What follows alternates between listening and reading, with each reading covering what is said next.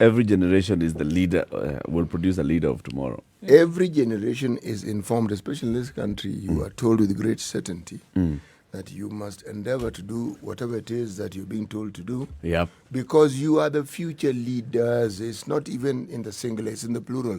Leaders of tomorrow. But they don't just say future and leave it there. They have to remind you future, in case you forgot, is not today. No, it's tomorrow. And when tomorrow comes, you are told tomorrow. The thing is, I think there's this lack of understanding as to what leadership actually holistically entails. If you are informed by a politician or a senior government official that you will be a leader in the future of tomorrow, then you assume that the leadership pertains to what that particular individual does. Yeah. However, that really is just one aspect of leadership. There are many others, right? Many, many, many, many others. Oh, you'll educate us today. We'll get to know what exactly you mean. Let's start the show where we always begin. Fellow Kenyans. So, Kenya, 189 cases out of 1,305 tested yesterday saw the highest number of deaths in the country at 12. What is it?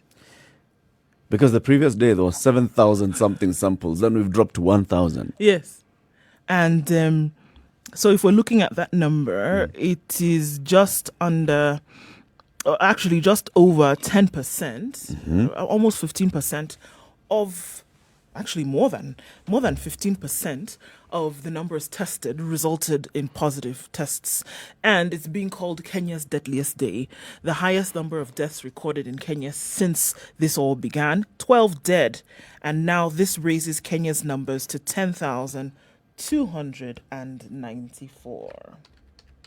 That is a high number of people dying on the same day, especially when dying? You get to understand of COVID-19. People who were reported dead of COVID-19, 12 in a day, especially when you hear that many of them died at home. Yeah. It tells you something about this virus, how a number of things that are happening here, and the questions that emerge. Is it that it's taking you down so fast from the moment your symptoms start showing to when they develop and you become critically ill to the moment when you actually now die? And also the issue of what is it saying about our healthcare system?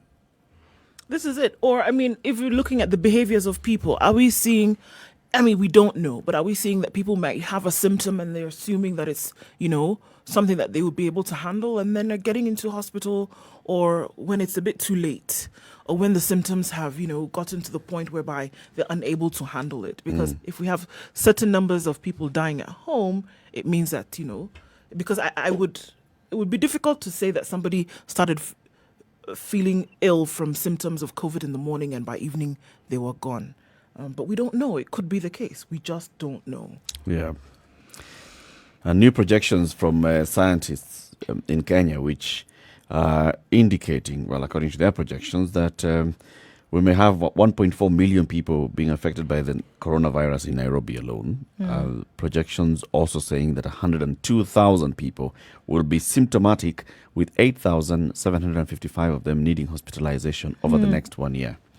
And over 1,500 individuals to be admitted to ICU. 928 people may die during the disease's life cycle. More than 100,000 will be symptomatic. This just projections on what they're looking at. And projections, remember, worst case scenario, what is being looked at. So, It is worst case scenario. Now, if we look at the numbers that have been recorded around the world, 13,236,249 with 575,000 deaths. This is what we see around the world. The cases in the United States, I don't want to call them unprecedented, because, I mean, it would only be results of indicators that were put out before, right? The cases continue to rise with Florida. 15,000 cases, what we saw, and above that now, coming out of one state. In the United States, 3,479,483. Brazil at 1.887,959 million. We know that their president, Mr. Bolsonaro, was, or rather is still, being treated for COVID. India, almost 1 million cases now at 907,645. And Russia, having also recorded their highest number of cases the last couple of days and has now shot them up to 733,699 cases. Now, the third, so then again, looking at Mexico, high numbers in the last 7 hours, 4,685. With 485 of those, just over 10%, resulting in death on the same day. So yes, the numbers continue to rise. Still more countries putting in those measures, reintroducing those measures that they had pulled back on just a couple of weeks ago, or a couple of days ago, and saying actually we're not going to be able to deal with this. Donald Trump out in public wearing a mask over the last 2 days caused quite a stir in the news world. He had previously said, there was no need for this. He's been tested, waiting for his results to see if he actually will be positive. So this is what we see around the world. Again, South Africa having also reinstituted their lockdown with 1,000 deaths actually then been confirmed, 1,000 deaths, COVID deaths in the last 1,000 COVID-related deaths. Over within a week. Over a 5-day period. So this is what we see. So back into lockdown and back into restriction on the sale of alcohol. Many other countries also coming back into restriction on reopening of very many places like restaurants and such, and public places. What comes to my mind is perhaps a discussion on two ethical or moral issues. One, should the government bow to pressure that is brought to bear on it by individuals seeking to simply go back to a way of life they were accustomed to? Or should the government strictly adhere to what the medical experts advise? I'm putting it really simply because there's a social aspect of the disease, but it is the disease. In the absence of the disease, the social issues that we're talking about, that lockdown and so forth, would not need to occur. Yeah. So, what should weigh heavier? And what particular position should the government actually take? This is what Uhuru was calling a battle between two rights. Yes. Because yes, whereas we're talking about the disease, it's a disease that's causing all these things. It's a disease that's making the government come up with those measures in the first place. We also have now the social side of things, because you restrict movement, you put in all those restrictive measures, and then you see the positives that's coming out of it. While at the same time, you're educating the population and telling them this is what we need to do together. So you sort of have to see and strike that balance between, okay, so you guys understand what we are going through, you understand what we need to do, but at the same time, we all understand that we need to come out, we need to continue our lives. To live, absolutely. I mean, it's difficult. What are you going to do in this case? I mean, and we've seen the complaints over the last, And we hadn't 4 prepared weeks. ourselves, like, polar bears, that winter is coming, so we eat, and then we hibernate. We stuff ourselves silly. Yeah. So we are not at that point. How long can we lock ourselves Eric, down? what is tragic and what may sound a little dreary is we are, in terms of government preparedness, we are never prepared. Yeah. What we are prepared to do is talk the living daylights out of it, but we are really, in all honesty, never prepared. Never. Even when an opportunity presents itself where we can take advantage of the situation and prepare, somehow those in authority and who are entrusted with ensuring these things are done will bungle it somewhere along the line. Because human lives do not seem to take center stage for many of the people who are charged with authority over such matters. Not really. No. Commerce trumps. Yes. But commerce is also human livelihoods. Unfortunately, it doesn't cater for the large majority of the people. It is a self-centered interest that focuses on a few individuals at the detriment, at the the dire people. detriment of a very large population. Or should I just say it bluntly, the majority? The majority of people. Yes. But the majority of people are the ones that now need this commercial activity. The commercial activity is part of the government functions and duties. Buying, that's a commercial activity. Now, the additional commercial activity where it has been bought and somebody decides to plug himself into this system. To take advantage Yes, that's where the problem comes of the in. gravy train. Yes. So spending must happen so that Spending must happen because it is for such reasons that we pay taxes so that the government can have money to spend when an occasion like this arises. Yes. Now, where people where an issue arises between the taxpayer and their government is they ask, but I pay taxes so that certain things may be done on my behalf. Now, if I pay taxes faithfully and these things are not done, then the question of why I should pay taxes Arises. it rises very, very strongly. Yes. you keep asking yourself, so what was the point? What really was the point? Yes. Let's get into a break and come out of this break and start looking at the newspaper headlines. There's a lot to be covered this morning. At 14 minutes after 6, we'd like you to read the Standard newspaper with us from your mobile device. If you've got at least 20 shillings airtime on your phone, just dial star 550 star 2 hash. That's star 550 star 2 hash. And you'll just be able to download the Standard newspaper. You don't need to download any app. There's no sign-up form. There's no data charge required. Or in other words, there's no data bundles required. You just 20 bob worth of airtime and you'll be able to read the Standard newspaper. Do that and then come back to us. We'll give you a chance to win 1,000 shillings worth of free Safaricom airtime just because you read that paper and you've been able to answer a question that I'll be asking you shortly. It's the Situation Room, Kenya's biggest conversation. Let's take a look at the weather shortly and then start chambuaring the newspapers. Good morning.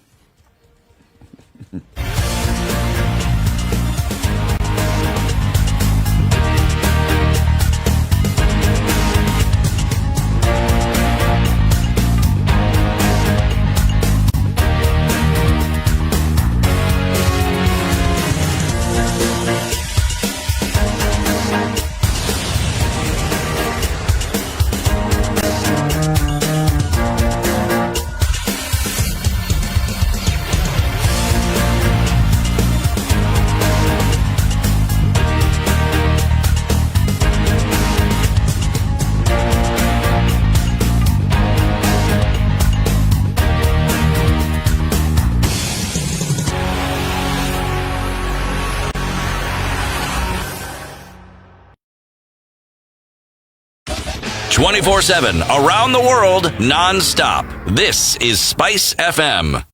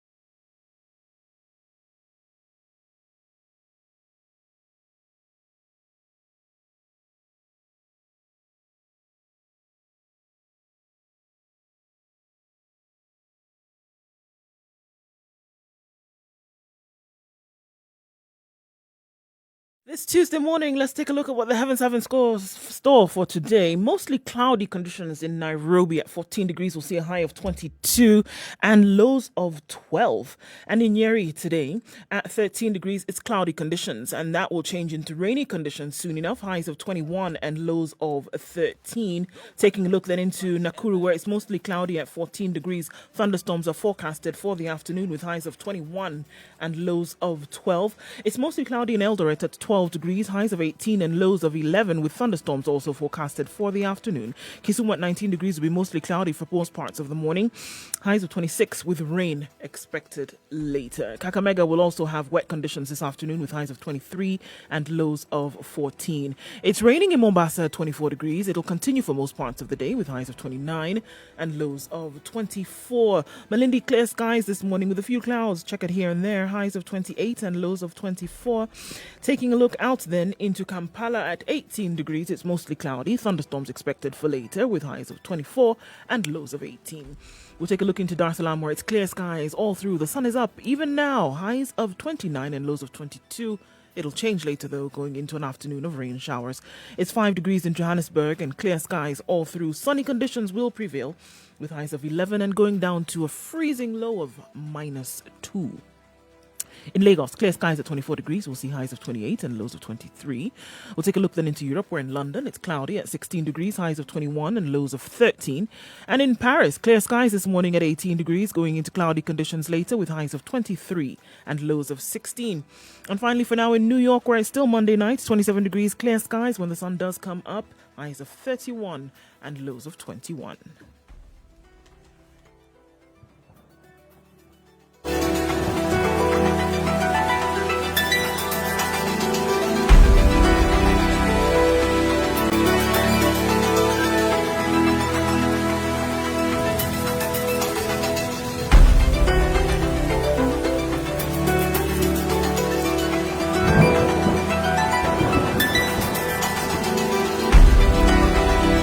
20 minutes after 6, it's a Situation Room, Kenya's biggest conversation.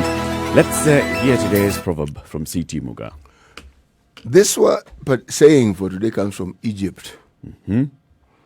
Do a good deed and throw it into the sea. Good Lord. No, it isn't as... Coming from Egyptians, yeah. it doesn't sound... It's not as abstract as it sounds. Actually, it isn't. Think about it. Tenda wema, Bas. See? nenda zako. Do it and forget about it. Yes. In Don't short, count it. do not. Yes. Yeah. Sit expecting. Yes. Tenda wema, nenda That's a zako. nice way to start. Do a good deed. Deed, and please carry on. Throw it. Yes, do unto others without expecting that others will do unto you. Do you? Okay. Now, for your chance to win 1,000 shillings worth of free Safaricom airtime, we want you to read the Standard newspaper. Dial *550*2# on your mobile device, and with at least 20 shillings, you'll be able to access the Standard newspaper. Go to page 18. On page 18, there's a photo there, and there's three gentlemen and a lady. They're holding dummy checks. We'd like you to read the caption of that and then tell us the story. What's happening in that photo? 3 gentlemen and a lady, they're holding dummy checks. A nice photograph there. What's happening in that photo? Who are those people? What's the check? What's happening? What is it all about? On page 18 of the Standard this morning. Once you do that, call 0719-012-600 and you stand a chance to win 1,000 shillings worth of airtime if you tell the story as accurately as possible. All right, page 18, photo there. 3 gentlemen and a lady. They are holding dummy checks. What's happening? Okay. Let's take a look at the newspaper headlines. Nduh Okoh. Okay, so Raila Odinga is back in the country, and his wife seems to be quite happy that he is after his surgery in Dubai. Wife of ODM leader yesterday spoke about the joy of watching him stroll in their garden a day after his return from Dubai, where he underwent a surgery 3 weeks ago. Okay. So, I mean, that's it. Wish him a quick recovery. Yeah, done. Moving on. There's a lot going on about schools. how to fix the school crisis is what is on the front page of the Standard, and there seem to be options that are being given, and we'll tell you in a little bit who those options are coming from. Options to salvage the academic year. Recall Form 4 and Standard 8 candidates in September to prepare and sit national exams while observing safety measures and draw lessons for other classes. Number 2, use capitation funds to equip children with laptops and tablets to facilitate virtual learning and use the digital content from the curriculum where appropriate. Number 3, allow learners to transition to the next class based on past exam marks and arrange to cover lost time during the subsequent years to unclog the system. Number 4, change the academic calendar to run from September to July to cut time lost during transition from secondary school to college. And number 5, teachers to assemble small classes around them under the Nyumba Kumi initiative to complete the syllabus. And according to experts, the state took the lazy option in the schools crisis. Education experts have criticized the government for failing to explore options that would have ensured learners progress to the next class instead of holding them back for a year. This is after the Education CS last week said all schools remain closed until next January. The thought of Standard 8 and Form 4 candidates not sitting in the national exam has deflated 1.8 million students who expected to write the tests. The Standard 8 test. And Form 4. Hey. That particular analysis, I agree with 100%. Yeah? That But it was a cop-out. It can't be that what was declared by the CS for education is the best option that the country has. I don't believe that for a single second. This thing was not thrashed out adequately. No. We know So the do you numbers. agree with the proposals that are being put out here by these experts? And the Standard basically has published a lot of opinions this morning from various experts. Yeah. There's one by Dean of School of Education at the Mount Kenya University, Benson Njoroge, who says, take calculated risk and let candidates back into class. That's starting with that. He says, let Standard 8s and Form 4s go back into class in September and then let them sit their exam.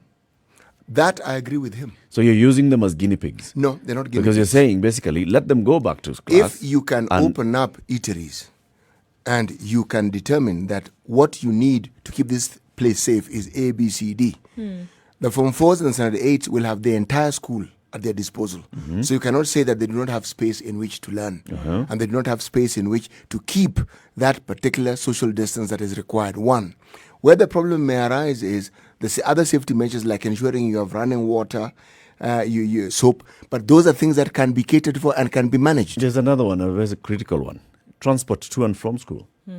Now, that becomes a big issue when you are talking about schools that were previously what you call boarding schools. Okay? But again, a boarding school In doesn't fact, boarding consist... schools, not so much. Yes. There are three categories. There's boarding schools. There are rural schools where children walk to school or run to school. Yeah. Okay? Then there are urban schools where people use public transport to go to school. Okay? So, which one are we referring to? All. Yes. Now, All of them in are each of students. these cases... Can we take a pause first and Yes. hear from Ochola in Mombasa? Because I think Ochola wants to try and answer our question this morning. Ochola, good morning. Good morning, sir. How are you? I'm good, thank you. Welcome to the situation. Have you read the Standard newspaper? Yes, I've gone through it. And you've gone to the page that I asked you to go to.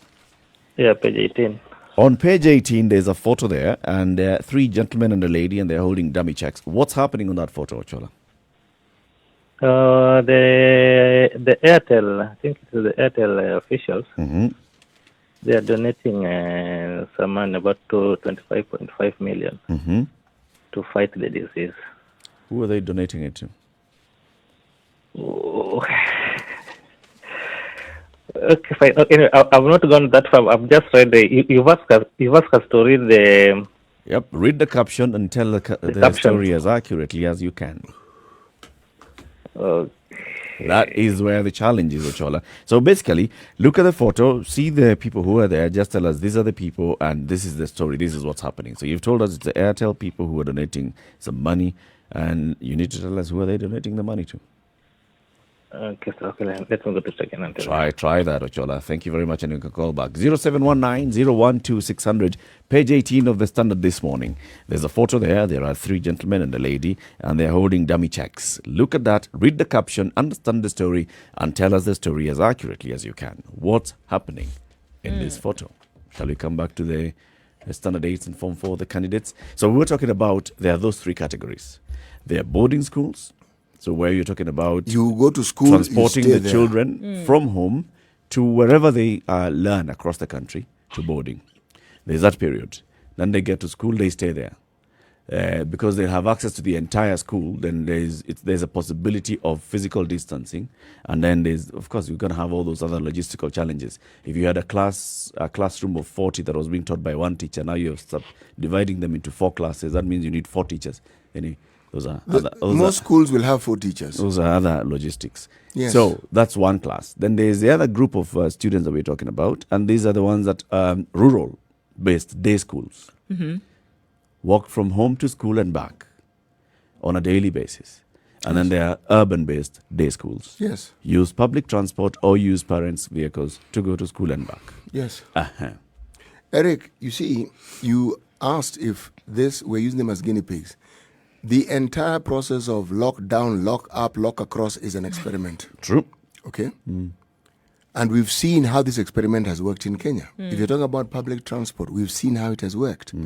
If you're going to talk about the nitty-gritties of this, many schools that have boarding facilities or non-boarding facilities also have vehicles. There's a point I'm getting at here.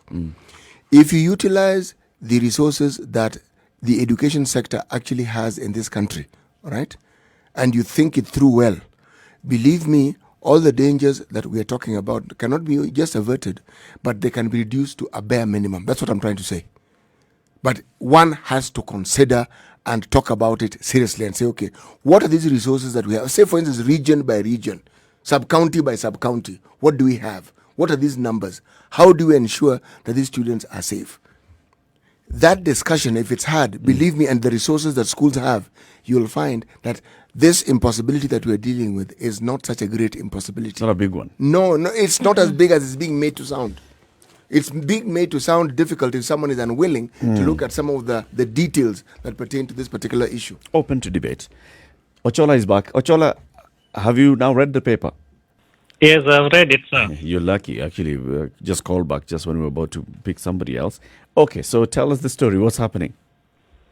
Oh, the Airtel directors, they are donating 35.5 million to the COVID-19 board to help fight the disease. Okay. So this is the COVID-19 fund board. Yes. And they're receiving 25.5 million from Airtel directors. Yes. Well, yes, you got that. That is exactly what's happening. Thank you. This is exactly what's happening. So it's Airtel Kenya Managing Director Panta Desarma and Airtel Africa Vice President Corporate Communications Michael Okwiri, who are presenting a check of 25.5 million shillings to the COVID-19 board chairperson Jane Karuku and the board fundraising chairperson Jeremy Awori. The funds were donated to the board by the Airtel Kenya Africa together with their employees, and this brings the total amount contributed by the 2 offices to Kenya's battle against COVID-19 to 68 million shillings. This has gone to this COVID-19 fund. Do you know what happens when the money goes to this fund? What happens? Yeah, how does the fund now utilize the money? Okay, it's now they identify maybe one of the maybe counties that are in their need of this money, or they can even purchase some equipment at least to help in fighting the disease. Have you ever read a story somewhere where the COVID-19 fund has donated some of this money? Ochola, you realize that you don't have to answer these questions. This doesn't. You're already winning. You've already won this money. Ochola, congratulations. Speak to our producer, John. Thank you, Nduh, for saving me. Anytime. Congratulations. Eric want to take me away again. I'm telling you're already sweating. Thank you. Congratulations, Ochola. Have a good one in Mombasa. Speak to our producer, John. Thank you. He'll get your details. Oh, fine, thank you. Right. 6:30, it's the Situation Room, Kenya's biggest conversation. Let's take a look at traffic shortly and come back to looking at the newspaper headlines and what's been covered today. Good morning.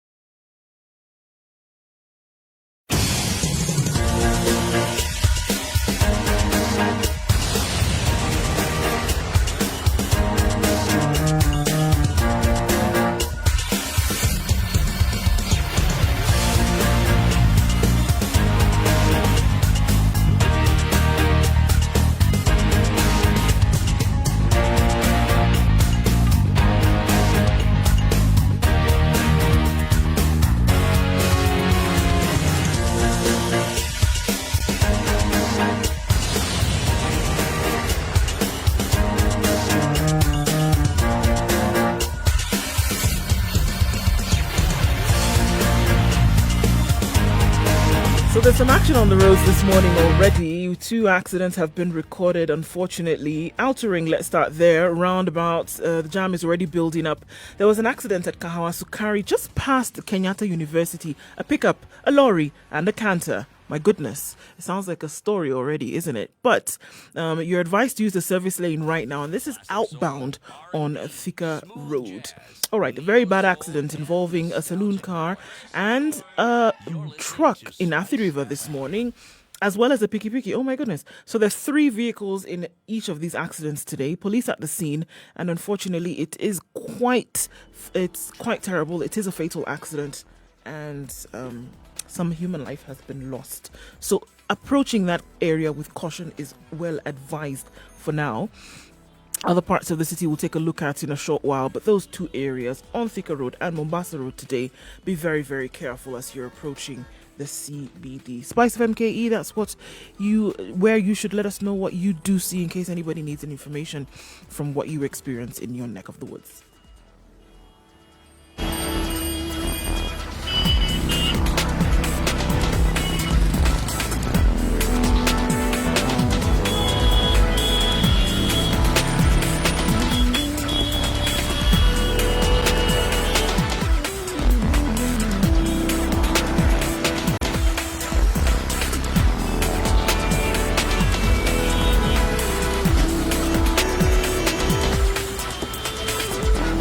There's a lot of coverage on COVID-19 on both papers.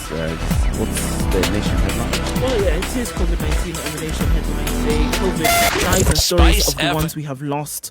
Gone in 4 months, and it goes on to give a little bit of a bio of some of these individuals who've unfortunately lost their lives to this.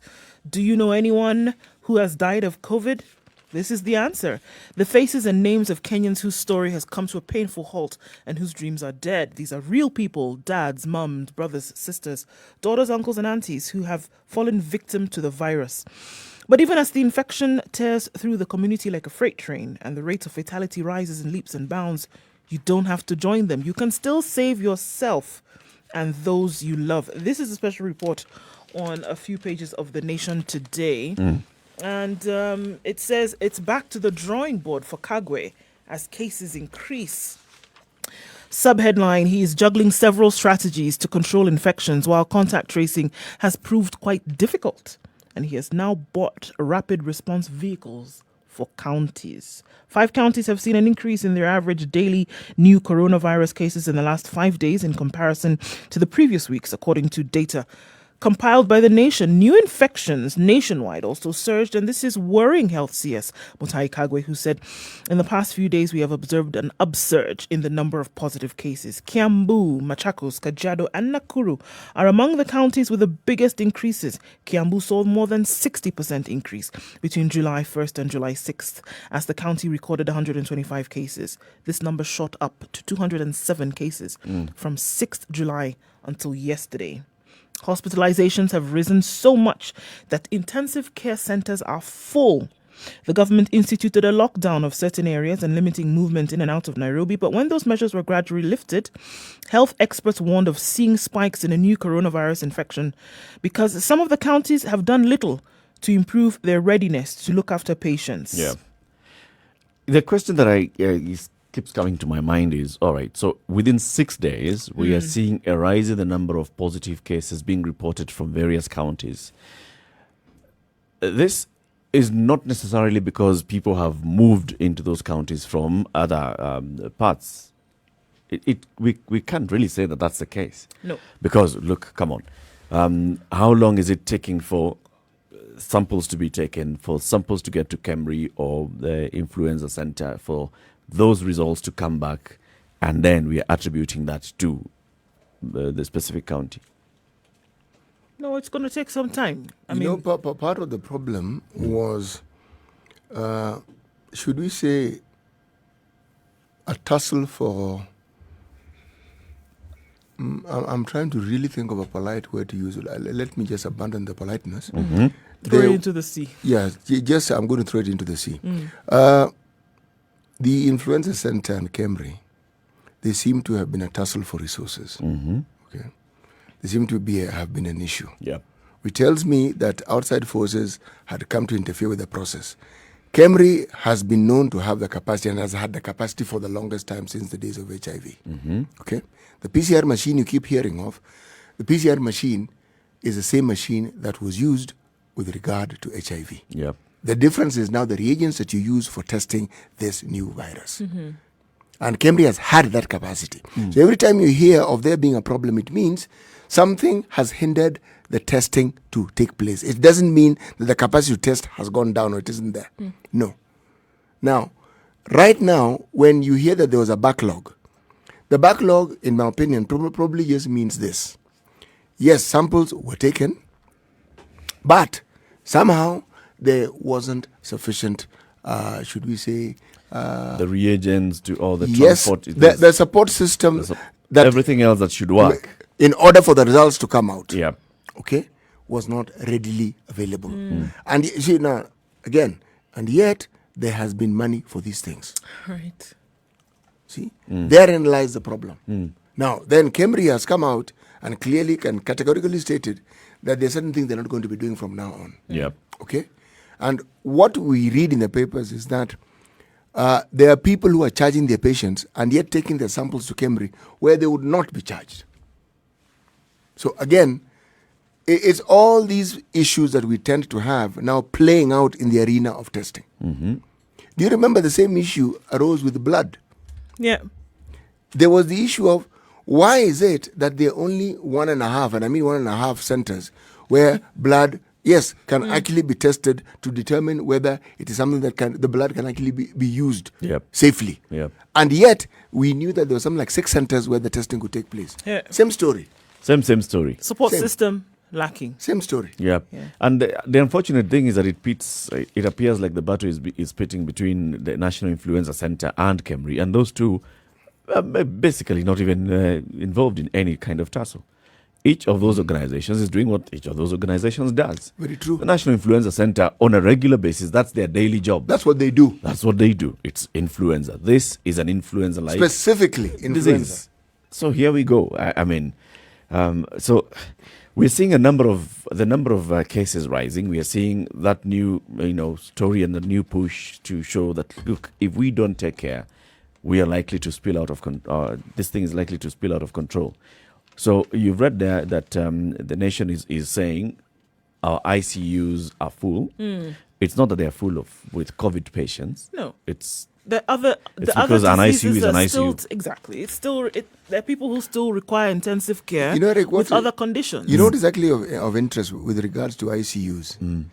If you look at the cases of just the numbers of people who would be admitted into ICUs long before COVID, they were always full. Yep.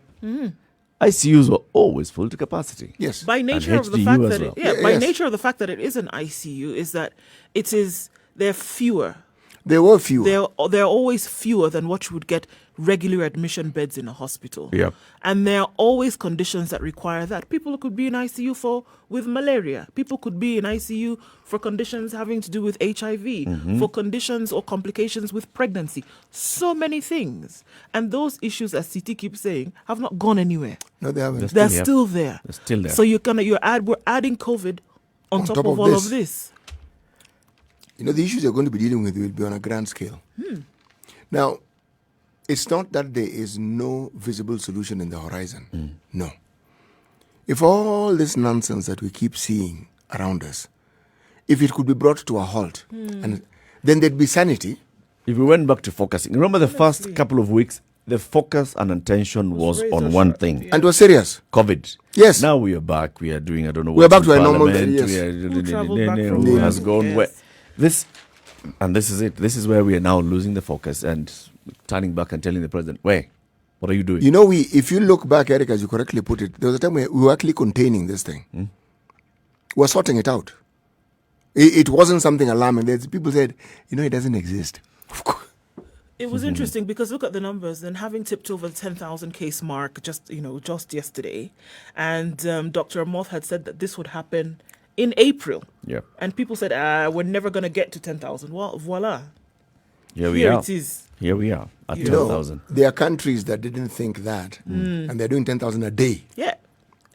We have states who are doing 15,000 a day. Yes, In exactly. the US. So, I mean, they would say, it's not going to be a big deal. I can go to the beach, for crying out loud. It's not going to spread. Come And on. here we Just are. let me go.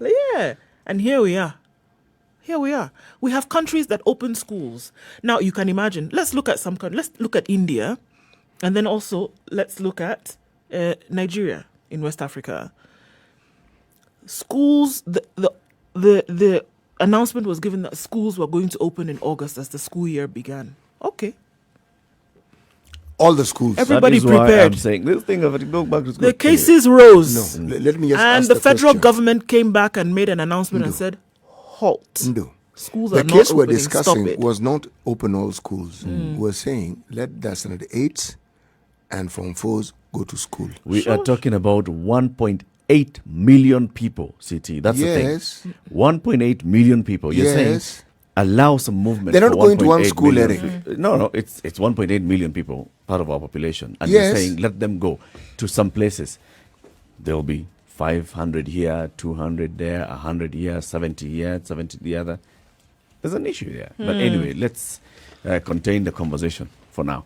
At 6:45, there is a new portal by the Kenya Ports Authority, and it is Captain Cargo. And the Captain Cargo portal is basically for information. It gives you a lot of information. You want to know what the port operations are, how you can access the port, how you can use the port services, if you wanted to export and import.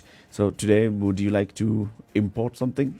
CT actually had whispered in my ear previously that he was looking at bringing in some PPEs, wants to cash in on the issues that we are currently Yes, there is a enjoying. demand for PPEs. And avocados And, went well, so you decided... The avocados went swimmingly. Should talk Okay. to Charity Ngilu, CT, and just buy from her. What No. do you import? No. The factory I want to buy from doesn't just manufacture PPEs for the sake of manufacturing PPEs. They export these PPEs to countries that have really serious standards in the Western world. Now, some of the PPEs that we manufacture here, it has been reported that they have issues and they don't meet certain standards. Okay. I do not want to take chances. You want to make sure that whatever I it want is to that make you're sure delivering that the is sound. standards that are being met by these PPEs are of international repute. Well, if you were to go to the portal, Captain Cargo had a few some information for you, and so today we're going to look at how it makes it easier for you to do this. So you've wrapped up your cargo. Where are you importing from, CT? The one place which is a one-stop shop, China. Oh, okay.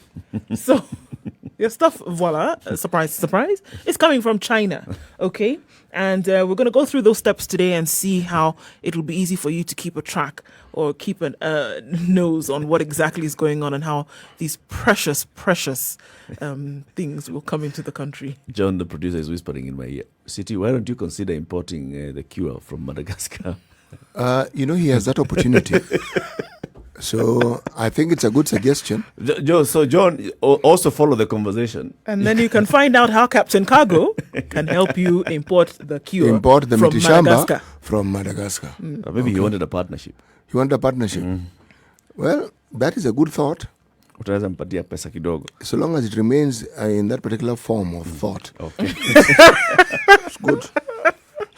Okay, back to China, where the CT has found his way into the stuff that had been donated by Jack Ma, and he wants to import it as his own. We're just and sell it to assuming. us. We're assuming it's a different batch. Okay. Uh-huh. So, you are the supplier, all right, CT? You've arranged for cargo inspection to take place, and it must conform with the pre-shipment verification of conformity to standards, what we're going to call now the PVOC, all right? Now, once you get your inspection has conformed with the PVOC, then your partner, which you would have gotten information through your agent, will issue a certificate of conformity. You'll have your certificate, and then your cargo is loaded on the vessel and shipped there in Guangzhou. All right? So now we're on step 3 where it has been loaded, and you can find all this information. You can track and trace as it's making its way to Kenya. The 4th step in this is that your consignments which are destined for Kenya, you apply for what is called an IDF, which is an import declaration form from KRA. Your stuff is in order. You've put everything that you need down on this form, and they give you this form, and the process has now begun. So that's it. Step 1, 2, and 3. Step 1, 2, 3, and 4.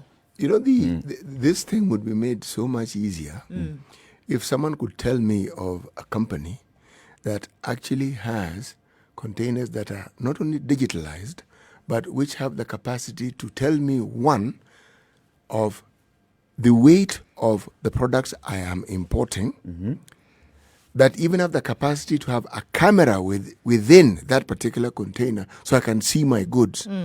So that when they arrive at the port of Mombasa, I can, without a shadow of doubt, not just know, but ascertain.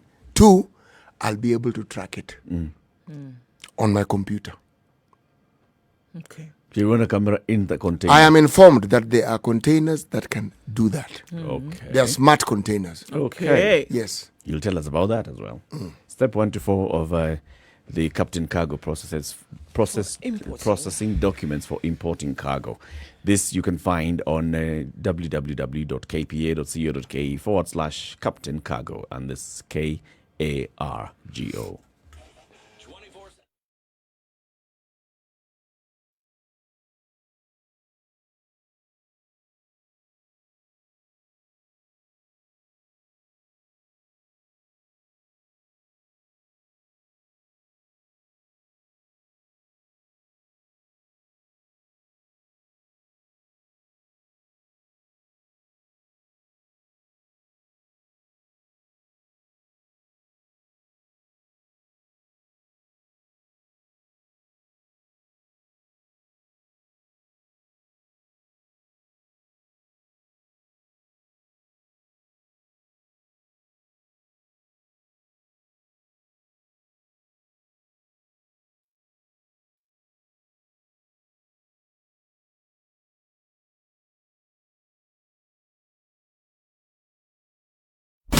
Classic soul, R&B, smooth jazz, neo soul, and nostalgic ballads. Make some noise. You're listening to Spice FM.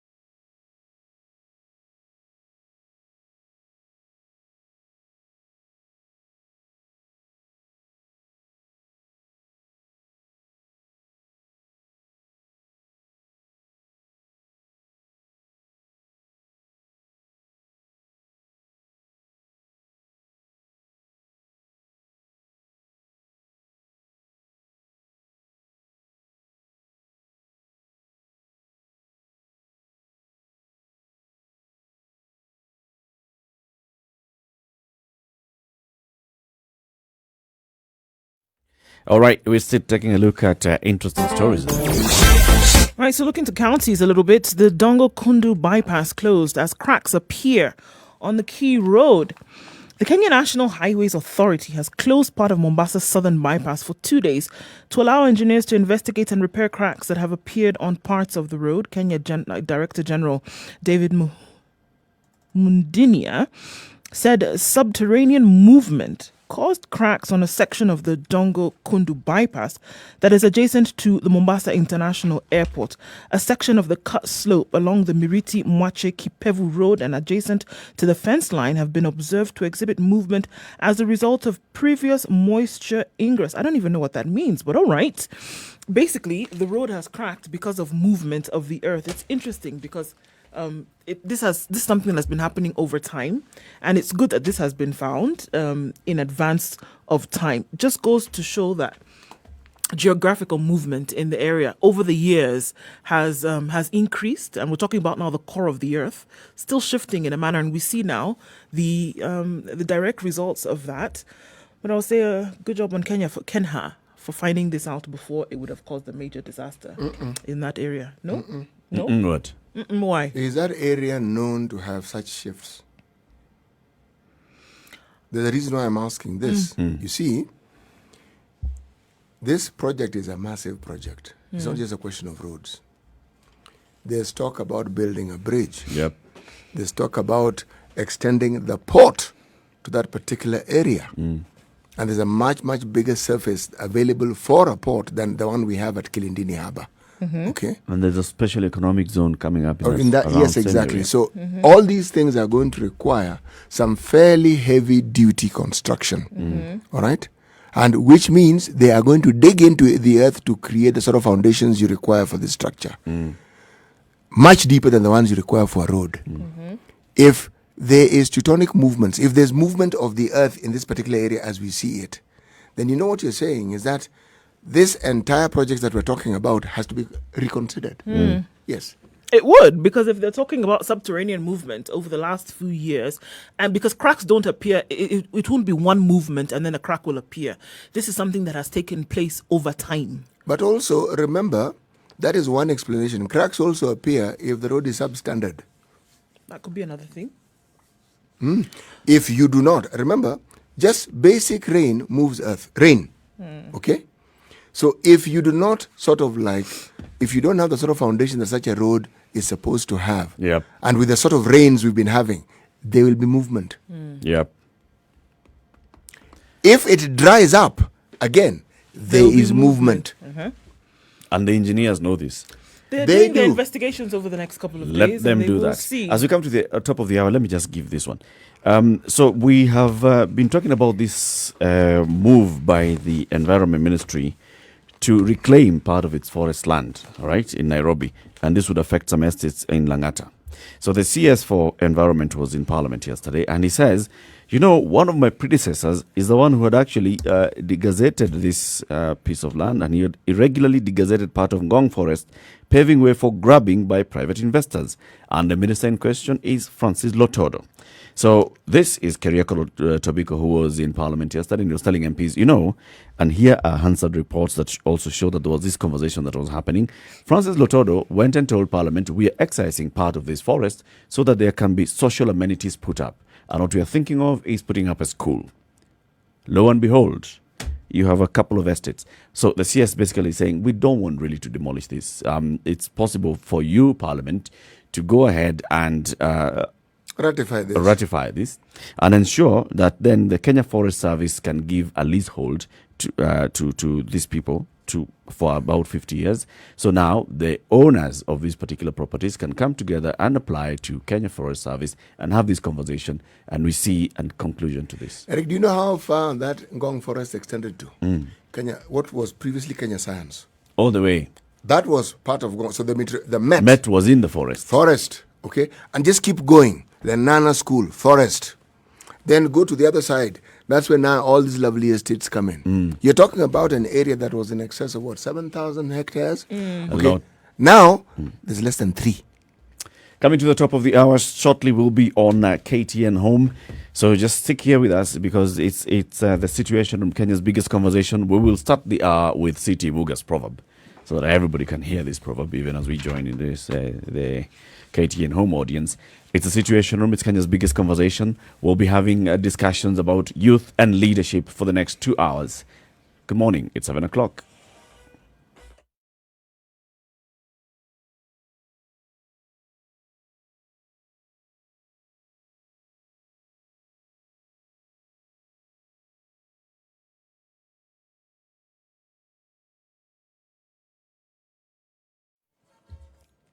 All right.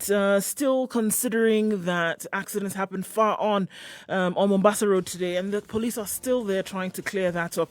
That is affecting traffic coming from Kitengela, coming from Athi River, and then onto Mombasa Road today. It was quite the grisly one, and it was a fatal one. So if you're approaching that area, please be extremely careful. Outbound, however, on Mombasa Road, you'll still have some issues around Cabanas. It's building up and doing so quite quickly. Getting yourself to General Motors will take a bit of time this morning. The accident at Kawasukari just past Kenyatta University that involved 3 vehicles is still waiting for emergency services to turn up and sort that out. It is affecting traffic on that road as well. So we have traffic as far back as that turnoff and that junction, so it's going to be a bit crazy. We can predict that already. Gong Road, Langata Road, coming out of Westerns doesn't look so bad. Getting into the CBD will not be too much of a headache today. We'll take a look at how things open up in other counties as well as on these major roads today. The eastern and southern bypasses are open and no problems so far, so good. Spice FMKE, that's how you can reach us on Twitter in case you run into something that we should know about. Don't hesitate to let us know.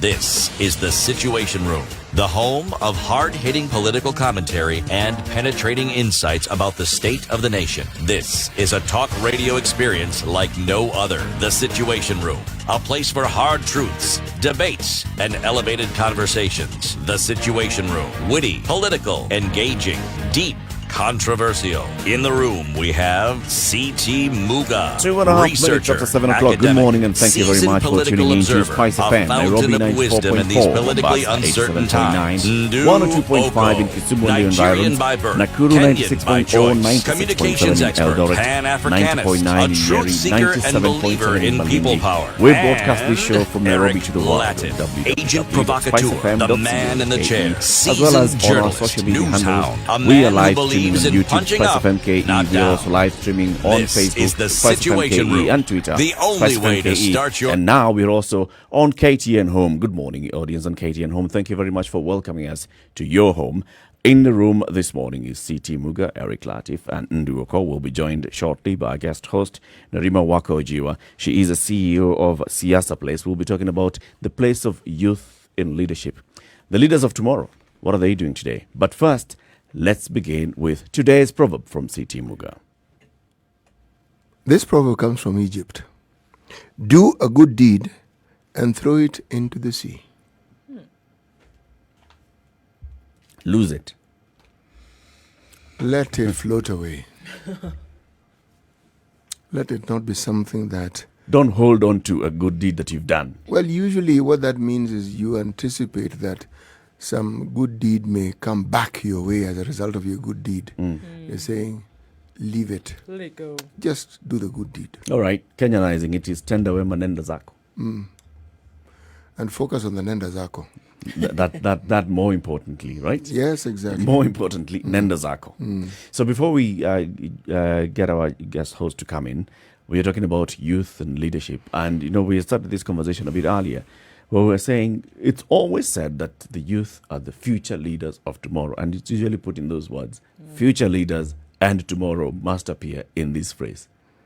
That phrase, unfortunately, is often related to politicians. And they repeat it so often, you actually begin to think that there's some truth to it.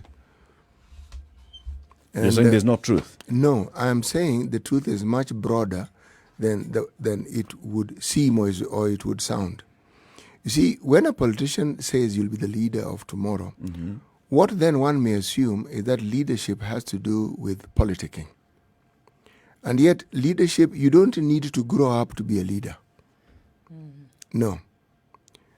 People become prefects when they're in standard 1, even nursery school. That's leadership. Even if it isn't a school setting and you're playing football with your mates, somebody will be captain. That's leadership. Yep. I think there already is, I'm sure, but there needs to be an emphasis on understanding what leadership actually entails. So it's about definition of leadership. Definition and giving it context. Yes, because there are leaders in every sphere. Like the guest we're having today is a leader. The guest we'll have after this is also a leader. Yep. Yes, these are leaders. And when they talk about groupings, the moment you talk about a grouping, groupings will have somebody who sort of speaks on behalf of that group. That is a leader. And they aren't the only ones. There'll be others who have. So long as somebody has a function that is a representative of others, you are in a position of leadership. I think also that every time you talk about tomorrow and the future, then it kind of gives kind of like a comfort zone, because then you're in the thinking is like, all right, I don't have to do anything until now. But to understand that in whatever sphere of life that you find yourself in, you actually can be a leader. You can lead. But that means that you don't have to wait until tomorrow for that to happen. There are certain things that can take place today. There are certain things that you can do as individuals that will groom you or even your surroundings to take on that position of leadership. There are certain things that you can get involved in now. So there's really that tomorrow, to me, oftentimes is a crutch, because I heard it, I've been hearing it, this tomorrow, it seems like it would never come. Or this future is a place whereby very few people will ever visit, you know? And the future just never does arrive. I guess the other misconception is by the youth hearing this, they expect to be handed over that mantle of leadership. Yeah. So, you know, you're sitting when there we're wondering, done, we'll give it to you. So when is this that I'm going to be a leader? So it's like you're waiting to be told to be, you know, bestowed upon a leadership or for the prophet to come And inform you. and anoint you with oil and say, now, from this day henceforth, Nduh Okoh, you are now the king or the queen. No, it just basically means that I think if you look at it from the context of what is it that your parents are telling you or your elders are telling you, then they're telling you that brace yourself for the responsibility that's coming your way. Because in a few years' time, you will have the responsibility of this entire nation that we have.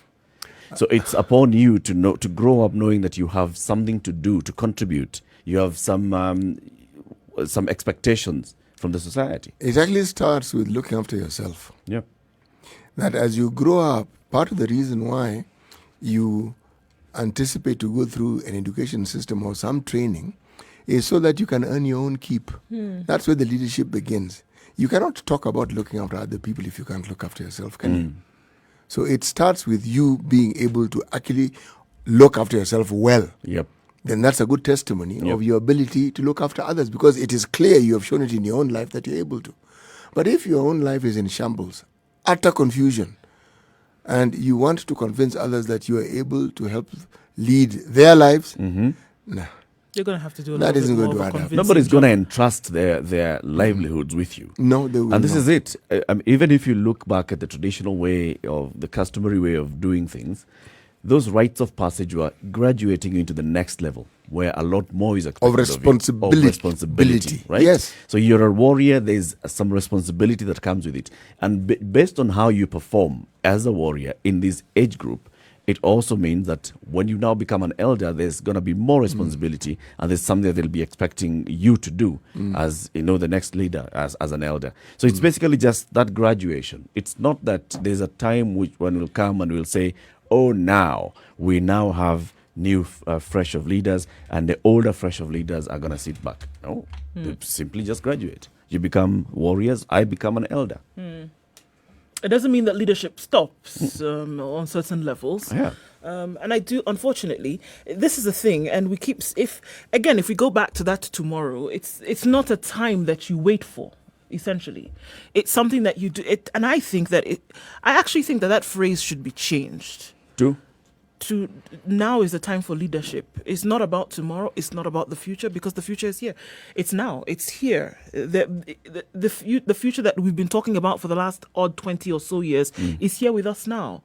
The people who were entrusted this leadership role or leadership position, guess what? There are people coming behind who are ready to take it on. But so remember, what would you give up? There is space for tomorrow, because you may have the sort of abilities that make it possible for you to take on ably the responsibility of other people's lives, but you don't apply yourself. In such a case, that tomorrow will apply, because you aren't doing it now, but you're able to. So that tomorrow will apply to such individuals. Take the chances. Take your chances now. Yes. Now let's introduce our guest for the next couple of hours. Nerima Wako Ojiwa, good morning, and thank you very much for joining us. Good morning. Thank you for having me. Karibu sana.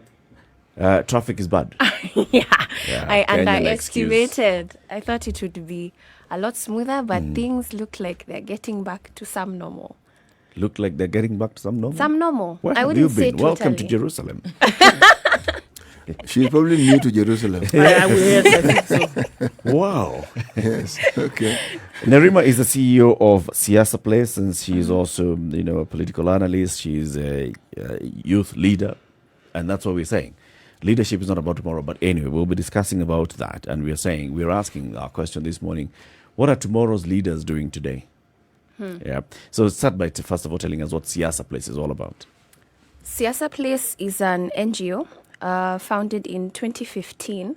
We focus on educating young people on the constitution, governance processes, inclusion, and we mainly look at policies that touch on young people.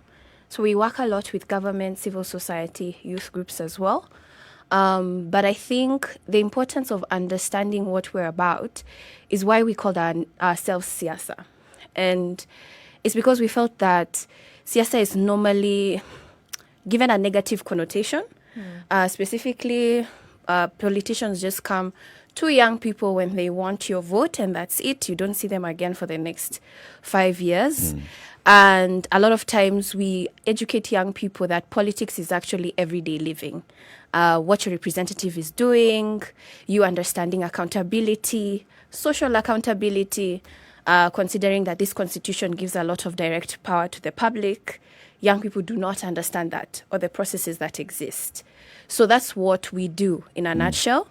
We are very active on social media.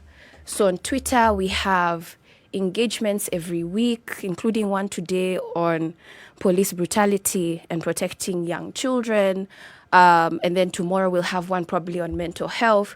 So we normally educate young people on the policies that exist in the country and what we can do to plug in avenues that are normally often ignored. Just so we're on the same page, when you say young people, who are we talking about? 35 and below. 35 and below. Is there a threshold below? Below is Below to what? 0, To 0? 1, 2, 3. No. For me, my organization is 35 to 15. That's the age that we focus on. So teens, young adults. You said you work with the government. Yes. How? In partnership. Yes. Explain the partnership, please. A lot of county governments, I would say as of now, like for instance with Kericho County government, we work with MCAs because MCAs are their direct representative.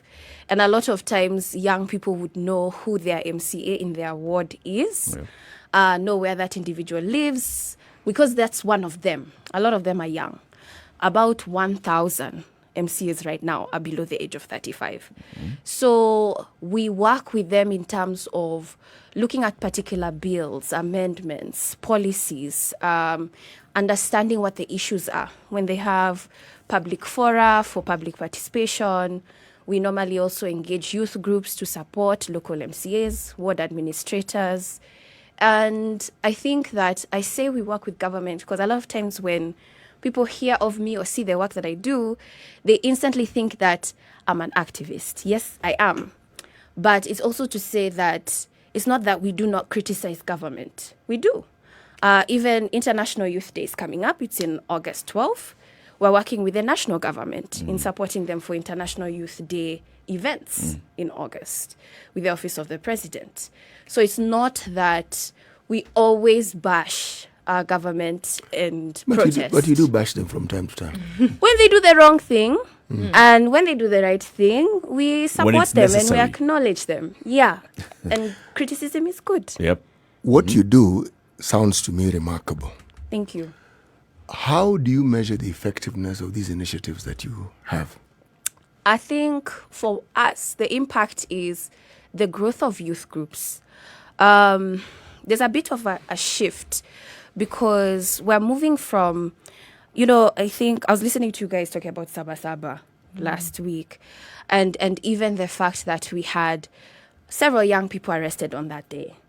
And there was an argument that those young people don't understand what the essence of democracy or participation is. But then now when we look at youth organizing, it's not necessarily institutional organizing. It's not registering an organization, which many have turned into that. People joined parties. A lot of activists back then, including Governor Kibwana, was an activist, and we can go on and on. And now they've created these mechanisms that look very official and institutionalized. So right now, young people are organizing in terms of movements, and I think very fluid. And I think also there's this mix between an online and offline action, which you cannot necessarily plug into an entity. And I feel that a lot of people are having, especially when we're talking about older institutions, donor organizations, bigger entities, are having a harder time understanding that new form. Or engaging. Yeah. What is that difference between movement and institution? Because you clearly seem to have drawn a line. There is a line. Institutions and there is movement. Absolutely, because right now if you were to ask social justice centers, something else that's growing, they will say that they are a movement. But then that's because the leadership is organic. That's because they also don't necessarily believe in having paperwork reporting an office. All of us are part of this because it's ingrained in our community. And so there's that sense of ownership. How exactly and is it ingrained in your community? And maybe I can ask a question that would be related to that, Nerima.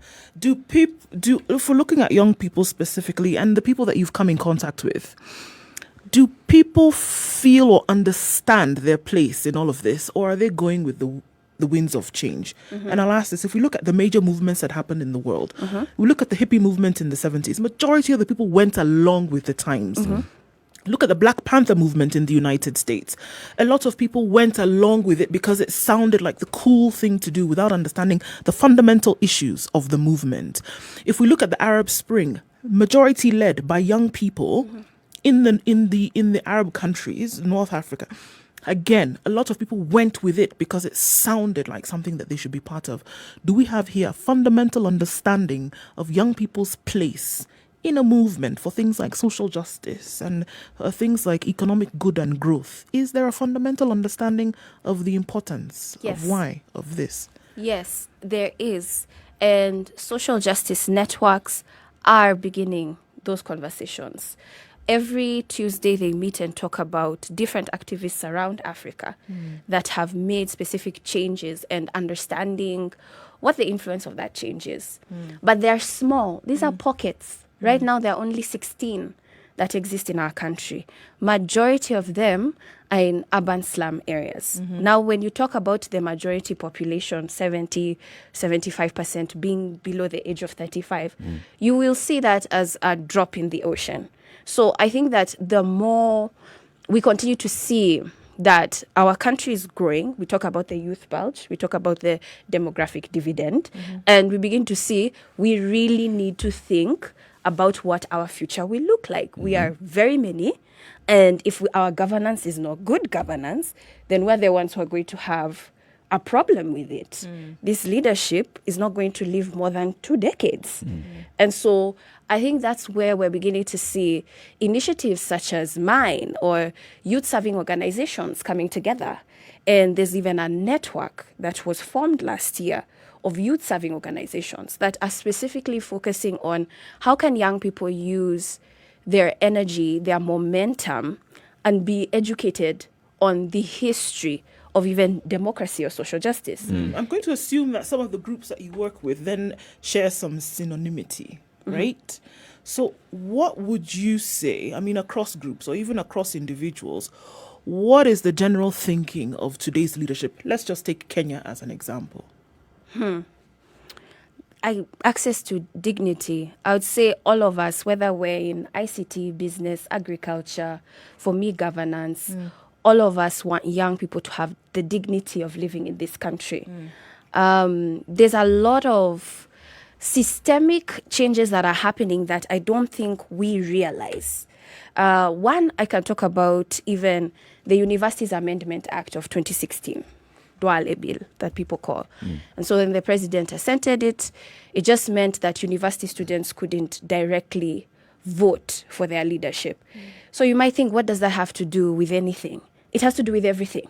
Because the fact that even our very political leadership had their interaction with politics or the beginning of their political life on campus, and then you take that away from an entire generation. That basically means that you're preparing them to understand that there's a leadership that's selected. And that's why I say that this even playing around with a referendum, don't joke with it, because it's already been practiced in the university settings. And I can go further, because even when we look at the National Youth Council, they've been working on amending it, where there's been debate whether they can remove the elections. Now, that's for young people who are not in institutions. That's for young people who are not in formal education, to be able to represent their young representative in this council, that is the State Department Youth Voice of the country. So when they're removing that as well, then that means they're not only removing it from a class of young people, they're removing it from the entire nation. And so that's why I feel that there are a lot more challenges than just, what do young people want? What are you up to? There are actually systems being put in place to keep them marginalized and also so completely diversified. And even when we look at young people not being devolved, youth is not devolved, but youth are everywhere. But then if you go to one county, the youth office is in another department, and you'll ask me, what does that have to do with anything? It has to do with everything. If I can't go to one office for my issues, when I have a problem, I'm completely confused as to where to go. A lot of young people complain about being frustrated and worn out when they just want to apply or, do something. Then why would I do anything? A lot of them stop. Well, it also talks about, a county government not having direct and clear programs on the youth, on what they are doing for the youth. I mean, if it's jumbled up all over, it's mixed up youth plus something else. In one county, it's youth and environment. Yes. Another, it's youth and business and ICT. Then it becomes all completely mixed up. But I want to come back to these small pockets of youth engaging at various levels, and you're calling them, for example, the social justice networks. Are you saying that this just spring up out of nowhere? Are they just ad hoc, or are they organized? I believe they're a combination of both. Not just spring up anywhere. I think that when there is an issue that occurs, like for the instance, I was talking about Mathare with police brutality, then you will see an uprising of people wanting to join something, to do something about that. And those entities exist. So we are also seeing where there's a bit of a generational, I'll talk about it about an intergenerational exchange. And that's also something that's lacking, because we have individuals who understand the history of this country, but then you don't necessarily find it in our textbooks or in our education systems. But then we also know that culturally, because I also wrote about this in my column last week, how culturally we are individuals or people that love stories and music. But then when you look at the art industry or music industry in our country, it's completely underfunded. And even when we talk about the family setting or going to the village, and these are stories that would be told by your grandmother and aunties like that, there's now that breakdown where we're not transferring. So I feel there was a sense of responsibility that was passed down. And I feel that there's been a breakdown of that sense of responsibility, where even when you have young people also becoming parents or teenage moms, and you have cases of families where they are constantly working to survive, then it becomes less about building family and values.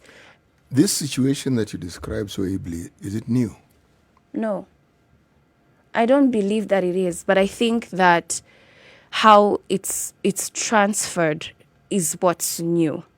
Remember, we're in the 21st century, and one of the things that this country is perhaps clearly known for and we achieve consistently is a population increase. So, given that we're a growing population as a country, what you describe, or what you've been describing, is likely to increase. The disparities you describe likely to increase, but does it only affect the youth? I think that it will affect majority of the youth. It will affect the majority because they are greater in number, Yes, not because they're being discriminated against. they are. They are. Because right now, if you were to ask a young person what their main problem is, they would say the economy. They And you would think not it's a talk problem about- for only young people, or is it a problem for the nation as a whole? It's a nationwide Yeah. problem, maybe, but also if more than Most of 75% of that population comprises this particular demographic, then now that's why Yes. we're talking about that particular. Let's come back to that conversation the way we just started on it. It's 26 minutes after 7. This is the Situation Room. It's Kenya's biggest conversation, broadcasting on Spice FM and KTN Home. In the studio with us this morning is Nerema Waka Ojiwa. She is the CEO of Siasa Place. We are discussing the place of youth in leadership and governance this morning. In the room as well is CT Muga, Nduh Okoh, and Eric Latiff.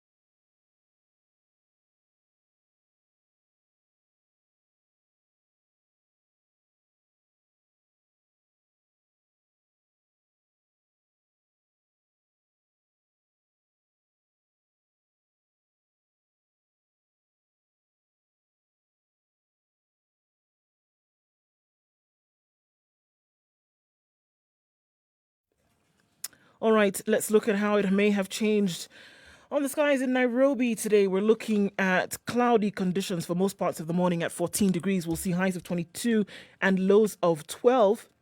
In Njeri at 13 degrees and mostly cloudy. A wet afternoon is forecasted with highs of 21 and lows of 13. And in Nakuru, 14 degrees and mostly cloudy. We'll see rain conditions in the afternoon with highs of 21 and lows of 12. It's a cloudy morning in Eldoret at 12 degrees. We'll see thunderstorms in the afternoon with highs of 18 and lows of 11. It's mostly cloudy in Kisumu at 19 degrees, highs of 26 and lows of 18 with showers for most parts of the day. Kakamega follows in suit, 16 degrees and cloudy conditions this morning. Showers expected expected later with highs of 23 and lows of 14. 23 degrees in Mombasa this morning. Clear skies, however. It'll change later into showers with highs of 29 and lows of 23. 25 degrees and mostly sunny in Malindi. Highs of 28 and lows of 24. Outside of Kenya, 18 degrees in Kampala. 24 degrees at the high and lows of 18 with cloudy conditions for most parts of the afternoon into rain. Dar es Salaam at 22 degrees is mostly sunny. That'll change later though. Highs of 29 and lows of 22. And Johannesburg, 3 degrees this morning. It's cooling down as the hours tick by. Highs of 11 and lows of -2. And for now, in Lagos, 24 degrees and partly cloudy. It'll change to showers very soon. Highs of 28 and lows of 23.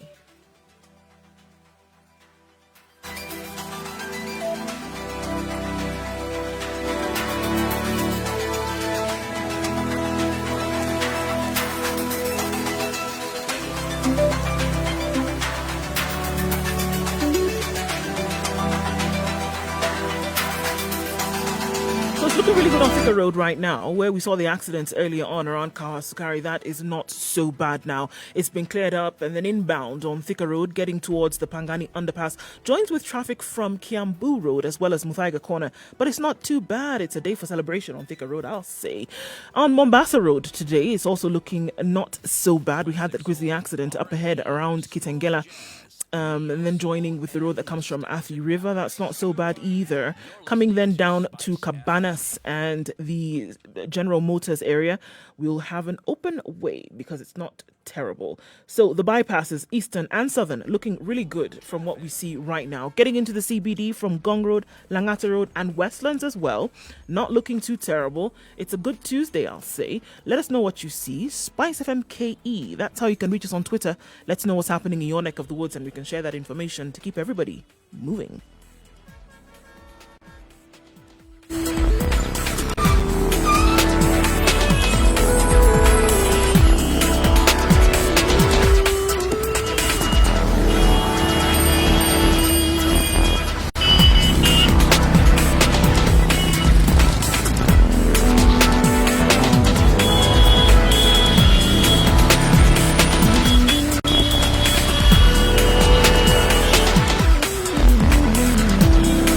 It is the Situation Room on Spice FM, broadcasting from Nairobi around the country. 87.9 in Mombasa, 102.5 in Kisumu. Nakuru, we are on 96.0. We are on 96.7 in Eldoret, Njeri 90.9 and Malindi 97.7.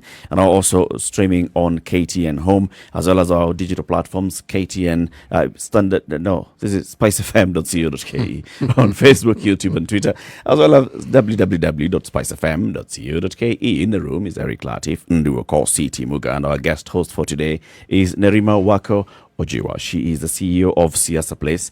Before we went into the break, CT, you were saying, well, all these things that Nerima, you're saying that the youth are facing, everybody is facing them. And you were to respond to that.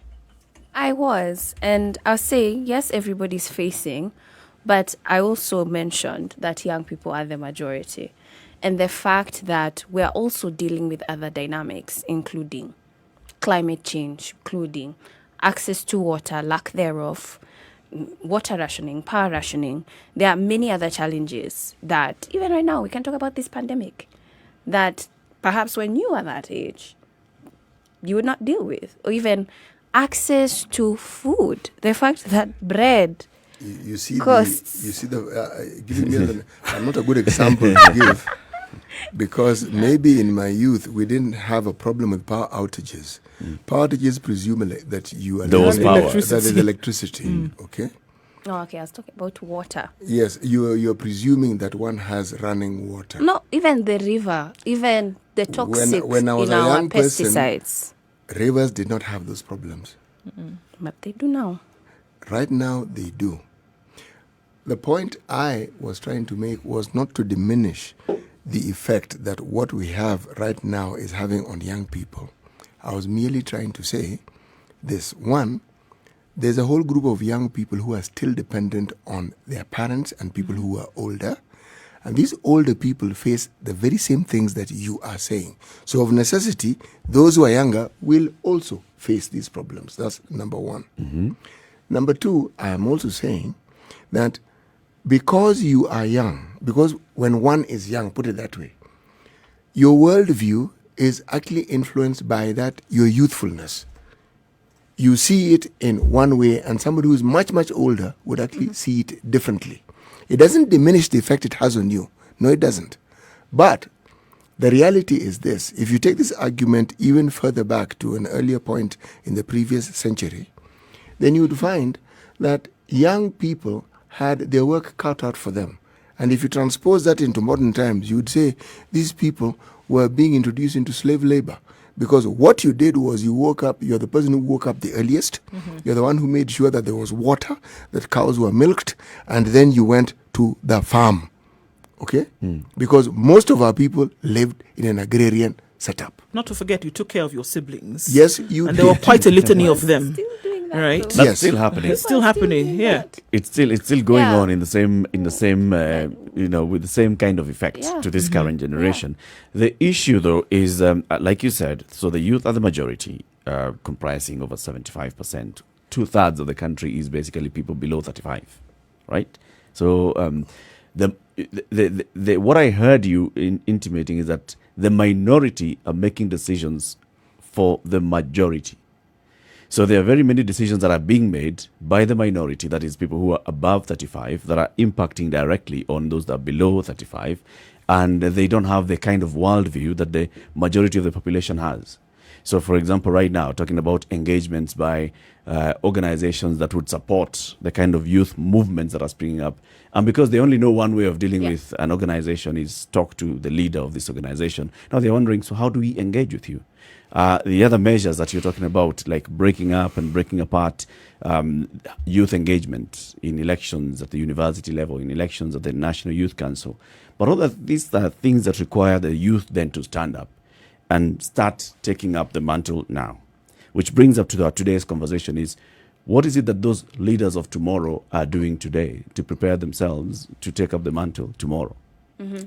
Because a time will come when they will also be in positions. Remember, it's not all of them, just a few. Even right now, we've never had such a big representation of youth in decision-making positions within even government than we've ever had.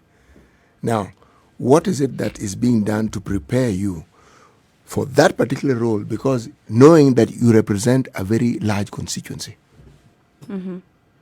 Like I said, as much as we have, as you've mentioned, some of the youngest parliament actually right now, it doesn't mean that they have influence. And I'm not saying that there's any country that we can look to that has done that. Because if we even look at the population of Africa... Actually we can, but carry on. But if we were to look at the population of Africa in terms of leadership in representatives, they are not... More than 50% being below the age of 35 is not existent. Yeah. But then when we talk about the majority population in each African country, more than 60% being young people is true. So It's the fact. majority are being led by the minority. Yes, it is. But my argument is that those who are leading understand the majority. I'm not saying that they have to be 35 and below to be able to understand the majority population. And that's why I even talked about an intergenerational linkage. And that's what we don't have in this country. The challenges that we have, the fact that we're now talking about mental health, where we can say 20 years ago, mental health, you'd be told that is a white person's disease. You cannot talk about that here. It's not part of our culture. You're new chawi. Witchcraft. Yeah, Yes. it's witchcraft. And so right now we're having conversations where young people are suicidal and talking about depression, and mental health is being considered an issue, and there's a bill being pushed in parliament. So those are some of the changes that I'm talking about that we need to recognize. And a lot of times there's so many traditional and cultural views that are mainly held by the older generation. And those are some of the things that are creating obstacles and stumbling blocks. How do you propose to change something like this? Because the beliefs that people carry are a byproduct of tradition and culture in a lot of cases. So this is the way in which they were raised, right? The way in which they were brought up to believe certain things and then also to act in a certain manner. how do you divorce the two and say, all right, times have changed? Because that's the truth. A young person growing up 20 years ago and a young person in today's world, totally different. So many dynamics that have forced that change. Where do we even want to start? From social media to new media all over. It's not the same world that these people are being brought up in. So how do we divorce the two and say that the people who are in leadership, who grew up with a different mindset, are now governing those who are in a different space today? How can that work? I don't think it's possible to divorce. It's also the debate of whether the state and the church can truly divorce. And that's also back to tradition, culture, and beliefs. I think that we do need to have better relationships with generations. We do not have that. And that's why I even talked about the instance of mentorship. That's gone. It's very interesting to hear stories of politicians today who had mentors. Now, it's very difficult for me to even say I have a mentor. Why? And because it's not considered a thing to do. It's don't not, look in the pool and see It's not anybody that you would like to structured mentor. No, it's you. not structured. Yeah. But how exactly would you like this mentorship to actually take place? Because if you ask me, my mind goes back. Politicians are always mentoring people. How? Well, it can. Youth wing a campaign You manager. have understood it. I was going to start with Goon Squad. Okay. And then graduated further to campaign manager. No, send around. There's a difference. Send around. Then they hang arounds. Okay. These people actually learn from the politician. Believe me, they are mentored in ways you couldn't think of. Call it informal learning, but they learn. And they understand. Some may even be drivers, but they learn. And because of the proximity to the so-called elected leader, they see what this person does firsthand. That's mentorship. It brings you actually to a point where I wanted to ask. You mentioned that we have over 1,000 MCAs around the country who are below 35. Do they have any association to a sitting member of parliament or sitting senator or governor? Yes. There's your mentorship. Yes. And we're talking about close to about 1,500 MCAs around the country. So if 1,000 are below 35, that means that we have a lot of youth who are participating in a very, very crucial part and organ of this country. And they are And organizing. this is the county assembly. Yes, and they call themselves KYMCA, where they are now Kenya Young Members of County Assembly. Right. It's not to say that they're not doing anything at all, which goes back to answering your previous question. What are the leaders of today doing? So what are they doing as They're- KYMCA? Yes, that's KYMCA, there's KYBA, Where the there's problem arises YSO. with mentorship, unless you're actually very strong and you're very driven, you are likely to simply regurgitate what your mentor did. So you'll find someone who may be even political leadership, because this is what I was referring to, and had a mentor. The likelihood of them doing something very different is scant. They are more likely to do what they saw their mentor doing. So you may have youthful, very, very youthful leaders by virtue of their age, but they do not think like what you may want. Their thought process is not revolutionary at all. Yeah. Yeah. It's pedantic and it is repetitive of what, and that's why. They are molded by their mentors. Yes, so and that- that's why you have this situation so that this quagmire we never seem to get out of. Yes. Because all you have, like you'll find many MCAs, if you look at the processes that they went through, as you said, youth wingers. Remember, I began with Goon Goon Squad. Yes, exactly. And you graduate, because that's often determined by your level of education and your general inclination towards demonstrating violence. Okay? And then you realize this doesn't work very well. Then you buy a suit, and that determines your behavior. You feel you can't go around throwing stones if you're wearing a suit. Yep. Okay? So you limit yourself to just insults. Okay? Then you realize even this insulting doesn't work very well. So you graduate slowly. But you see, people also know you. You also have a constituency of younger people who look up to you. And so you actually are a magnet for votes. You're a community organizer. Yes. So when something like an MCA's job comes along, goodness, you are in a pole position to actually get elected. So what you're saying indirectly is that the 1,000 MCAs that we have, because of their association with the older politicians, they have basically just been molded by those older politicians. Not all. So that there's a likelihood that the behavior that we see in these youthful MCAs will mirror what we've seen with the older politicians? Yes, it will. In fact, where I was taking my argument when I asked how does the organization that Nerima CEOs, how it sort of like meshes with the government, I have found that if you really want real influence, start with someone at the level of their education. You see, these things that we speak about, whether it's self-awareness, understanding nationhood, these things actually have to be taught. Forget singing the national anthem. No. No, it has to be part of your curriculum. So you grow up learning these things. If you assume that someone's just going to learn them along the way, you've missed it. They will not learn it along the way. The things they learn along the way are the things that are associative. Someone does something because someone else does it. But if they are taught in school, they internalize it. It's ingrained. Yes. And you can then relate what you learned to what you experience in life. We don't teach these things in our schools. And what is the heartbeat? What is reverberating amongst young people today? And I'll ask that question against what is seen. A lot of it is that, young people are looking for, their way out, their way to be able to have, so that you don't be in a position whereby you're compromised because of your economic situation. To be in that position, to get some level of education, graduate, you start a business that's going to give you something.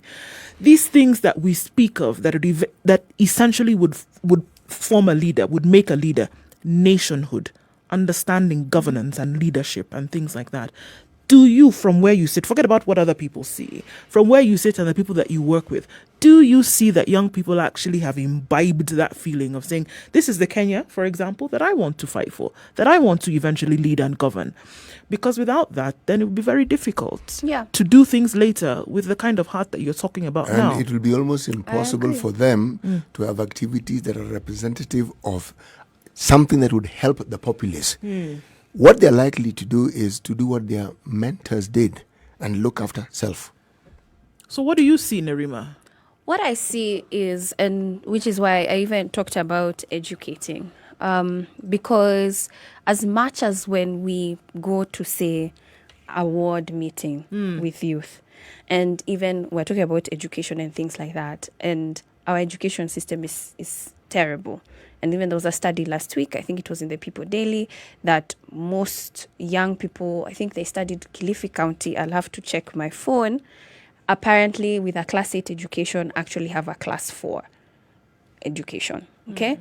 So that I can say is the reality on the ground when I meet with youth.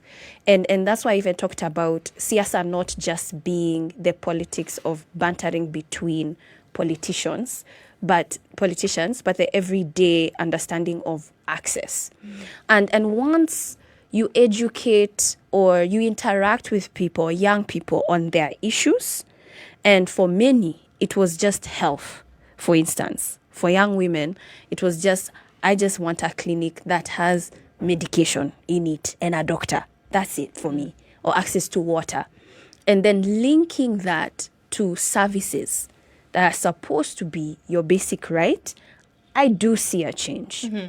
I do see a change. So I'm hopeful. But it's also, it comes from a space of limited information as well. Because here we are talking about these young people, I get the question whether young people really love this country.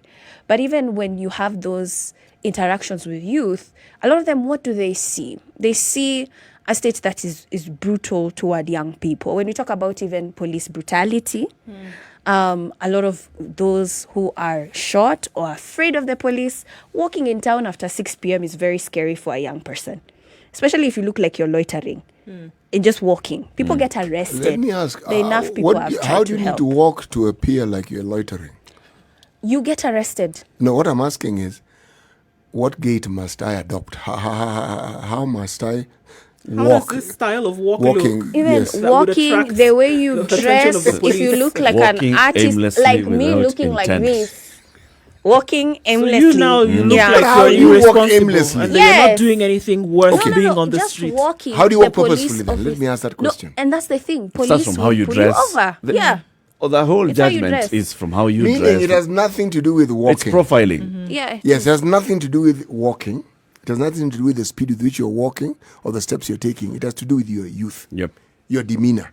You And look then that's young, our country. you've been profiled. You look young, you look idle. You look Yeah, not that's our gainfully country. engaged. and you look like a problem. Yep. Yeah. You do. And so when you come from that What is it that space- this majority can do to engage better? If the youth are a majority in this country, that tells you that even in the police service, they're the majority.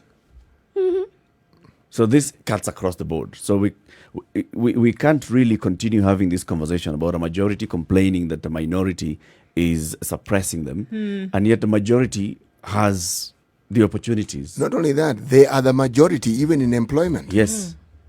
So I in wanted to say everything that we talk about, Actually- public service, no. Actually, yes. No. I honestly see from where No. I'm looking at it, Nerima, I Percentage-wise, no. think. So I in think public service, there's- they're not. there's a- They are not the not. majority. That's one I'm sure. All Public right. service, they are not. In I'm sure. other Other employment areas, Yes. they are. Yes. In the informal sector, in informal sector, youth are the majority. Yes. Okay. So what is it that the youth can then do You know, so that we can just change this paradigm? Eric, completely? First of all, we Eric, can I want, start by I saying- want, we I want can us to start by clarify saying this thing with Nerima. complaining. Nerima, public service involves not just people who work in so-called government offices, teachers, public service, police, public service, prison officers, public service, doctors in public service. Public service doesn't advertise and employ old people. The people who join the job market are usually young. So when they are employed, it may not appear so. If you talk about even employment in county governments, they may not be in positions of influence, but the largest number of people who are likely to be employed will be young. This is the point I'm trying to make. Okay, then I was talking about public service in government. Statistically, 65% are above the age of 55. That is 60% are above the age of 55. Can you yes, imagine? Hey! yes, It's yes. ridiculous. That's why Something- government. And that's this why is the government that is now offering services to the Yes, majority of the yes. young people. There's a problem. That is true. If those statistics are true, It is. something is fundamentally wrong somewhere. That's why government has tried initiatives to attract young people into the public service. And what are some of these initiatives that you talk about? There's the internship one where they had 3,000 youth to be interned at the public service. Yeah. But even that, the reporting was showing that they didn't transition well. Right now, they've also launched a new one where they're asking young people to apply. Again, it's a sort of a 1-year fellowship during this period. So they are trying to use different initiatives through the Public Service Commission. And in your opinion, has this worked? And if it is not working, what's the reason why it wouldn't work? I'm getting to something here. Why is it not working? The challenges, just a few. One is even the way government documents. Still paperwork, still filing. Number Youth are two, lazy not to. huh? Youth Ati youth too are lazy. Youth are too lazy to file paper. We can document in other ways, actually, without utilizing too much storage space. You see, this is how the person who's It's not being mentoring. lazy. This is, and I'm just saying, this is how It's the person, progressing the with person, the times. the We person need to who's progress with mentoring, the the person times. who's mentoring in public service, who's Once about using 55, papers. Looks at it like, wait. looks at it like you are too lazy, so they just leave you alone at that point. It's not I told you to file laziness. papers. Okay, you told me, We need new ideas. Okay, let me ask you We need something. new ideas. Yeah. How do you consume your news? And how do many young people consume news? On Twitter, a lot. On radio, Bite size. I Ready to go. but I do read the paper, but I'm not considered You're an a outlier. youth. Yes, I'm an outlier. But yes, for most young people, it will be social media. Right. Yes, and that's why we communicate a lot on Essentially, social media. what you Why read can't we is- move there? Highly ultra summarized versions of what really happens. It's little bits of information. It's muscles. Yeah, but right. they come back and make the fool. Eric, no. It doesn't work that way. Not really. Here we are. We discuss news every morning here. Yes. We don't just discuss the headline. Yes. Too We much discuss news. the content. Now, I'm just going by Nerima's argument. It's too much information, man. This, can you just sort of like... Yeah, I'm Summarize it telling and you. let's That's go why with people it. tell Make it you into it's too bite much. That's it. That's Yes, it. just- Summarize it and let's go. Time, with it. time, Can we time. have this thing in 4 words, please? Yeah. And this is an entire article in 4 words. Yeah. No. What I'm trying to say is there are changes which I can understand because they are changes. But I cannot say that it is an extremely useful change. You know why? What you miss out on is profound. Because of wanting to introduce what you consider new and better, it is useful in terms of giving you a hint as to what you could understand so that you can be pushed to read more. But as the entity in and of itself, Argument can be She had, said no. but arguments have Do all been this had with extra this. for what? Did you ever think that Arguments the have been Ministry had. of Let's take a Health break. would be Let's working with Facebook? let's take a But quick it is. break. We'll actually this is no. a different whole conversation altogether No. because our audience on KTN Home will be taking a quick break, so we want to take a quick break. But before we do that, let's talk about this portal by KPA that is an information portal. It's Captain Cargo, kpa.co.ke. .co.ke/Captain KARGO. Seti Muga is importing some PPEs into the country, and this is how we're helping him to understand the process of importing cargo. We had done from the very beginning. He was importing them from China. Steps 1, 2, 3, and 4 got the cargo onto the vessel. Next. Right. So the shipping agent sends a form. I'm going to call it a form because the acronym is called anyway. It's this form that goes to KPA, and then the shipping agent sends a cargo manifest. So your shipping agent is doing all of these things for you, CT, and then the manifest is approved and it's shared with the transit cargo partner. And then after that, it's distributed to KPA and partner government agencies such as KRA and other people where your costs need to then be paid. So that information comes through very easily. Your cargo's on the way. Not to worry. Ching, ching. It's coming. 5 minutes to 8 o'clock. We are on Spice FM. This is a Situation Room. It's Kenya's biggest conversation. Taking a quick break. We're in the studio with Nerima Wako-Ojiwa, who is the CEO of Siasa Place, talking about youth and their place in leadership. Good morning.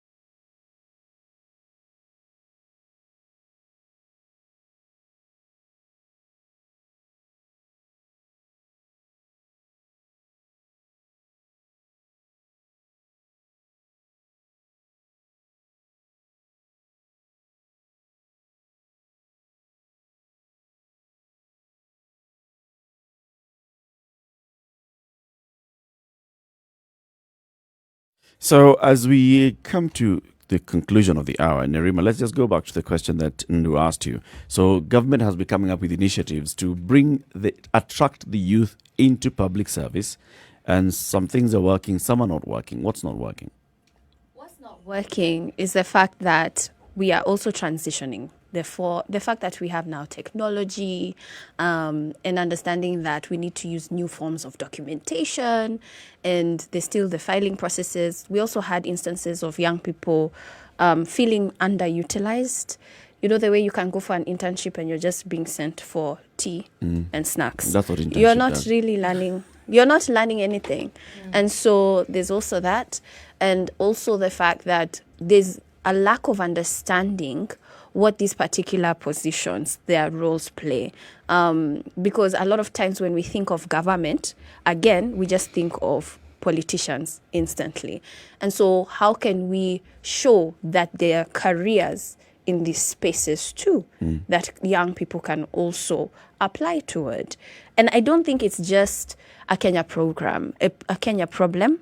Also, Ghana had the same issues, but at least there, through Emerging Leaders Foundation, other organizations, they are working and partnering and even looking toward coming here in Kenya. So I think there was also the issues of those who applied and not really knowing the criteria for those who received the internships. So there was a bit of a gap. Some were receiving a stipend every month, some were not. And that seems like an issue in our country, especially when it comes to the stipend that you're supposed to get. How come there are inconsistencies even when we talk about budget? So there was that too. And I think that they are trying to come in with a second phase to find better ways of engaging young people in these processes. That's a lot to learn from a microwave generation that is coming in, and because you've been sent for cigarettes or tea, you feel like you've been underutilized, and tomorrow you don't want to come back. Sounds so terrible. Actually, when you This is exactly So what happens in internship. You start terrible. from a certain point. If you come in and you expect that tomorrow you're going to be given an entire That's not documentation the to sign, expectation. what is That's the not the expectation? then? expectation. Tell me about the expectation. What do you I've expect? been in an internship before where I have felt included or part of the process, especially when it comes to implementation of programs. Expecting to learn, even if it means being worked to the point where I am being thrown into the ocean to learn how to swim. But here we are. Actually, what we do is think that young people don't know how to do anything, so let's just put them there as a placeholder. And that's unfortunate because there's a lot of We're going to talent. speak to somebody who has actually worked with the youth as well, just like you, and he was a former chairman of the Youth Enterprise Development Fund.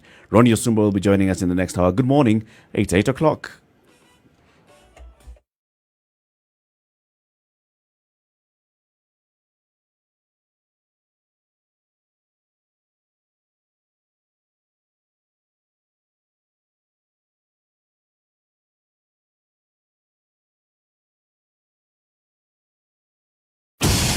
All right, let's know what it looks like now. Mombasa Road not looking too terrible from where we are sitting. It's a Wednesday morning, but I think it's looking rather good.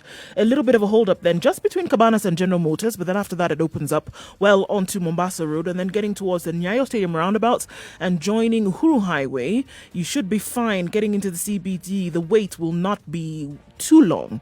All right, looking at Langata Road, it's kind of slowing down coming then towards the T-Mall roundabout, but then after that you should be okay either joining Uhuru Highway or joining Bagavi Way. Let's look at Thika Road. Today everybody is singing the Yay Yay song because it's not too bad coming off of Thika Road either, getting into the CBD via the Globe Cinema roundabout. Coming out of Westlands also, it's a dream. It looks like everywhere is today. Let us know what you see. Spice FMKE, let's know what traffic looks like in your neck of the woods. And the eastern and southern bypasses, you can remember, are open for business today and not too much drama from where we see it. You see drama? Let us know.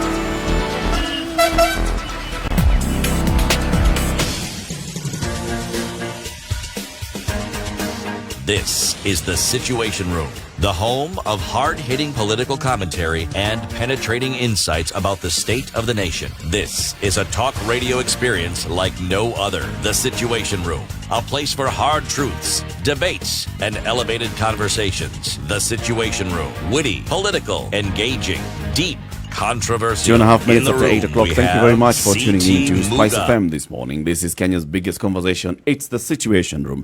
In the room, alongside Eric Latiff, Nduh Okoh, and CT Muga, is Nerima Wako Ojiwa. She is the CEO of Siasa Place. And now we're joined by another youthful leader in the country. And this is a former presidential candidate, former chair. Yes, you were on the presidential ballot, boss. So these are the deputy his details. Former deputy presidential candidate, okay. The former chairman of the Youth Enterprise Development Fund and currently the CEO and founder of iGov Africa. This is Ronnie Osumba. Karibu sana. Thank you, Eric. And thank you very much for joining us. Welcome to the Asante Situation sana. Room. Good to see all of you. Good to see you. Let's start off with just tell us, what is this iGov Africa story?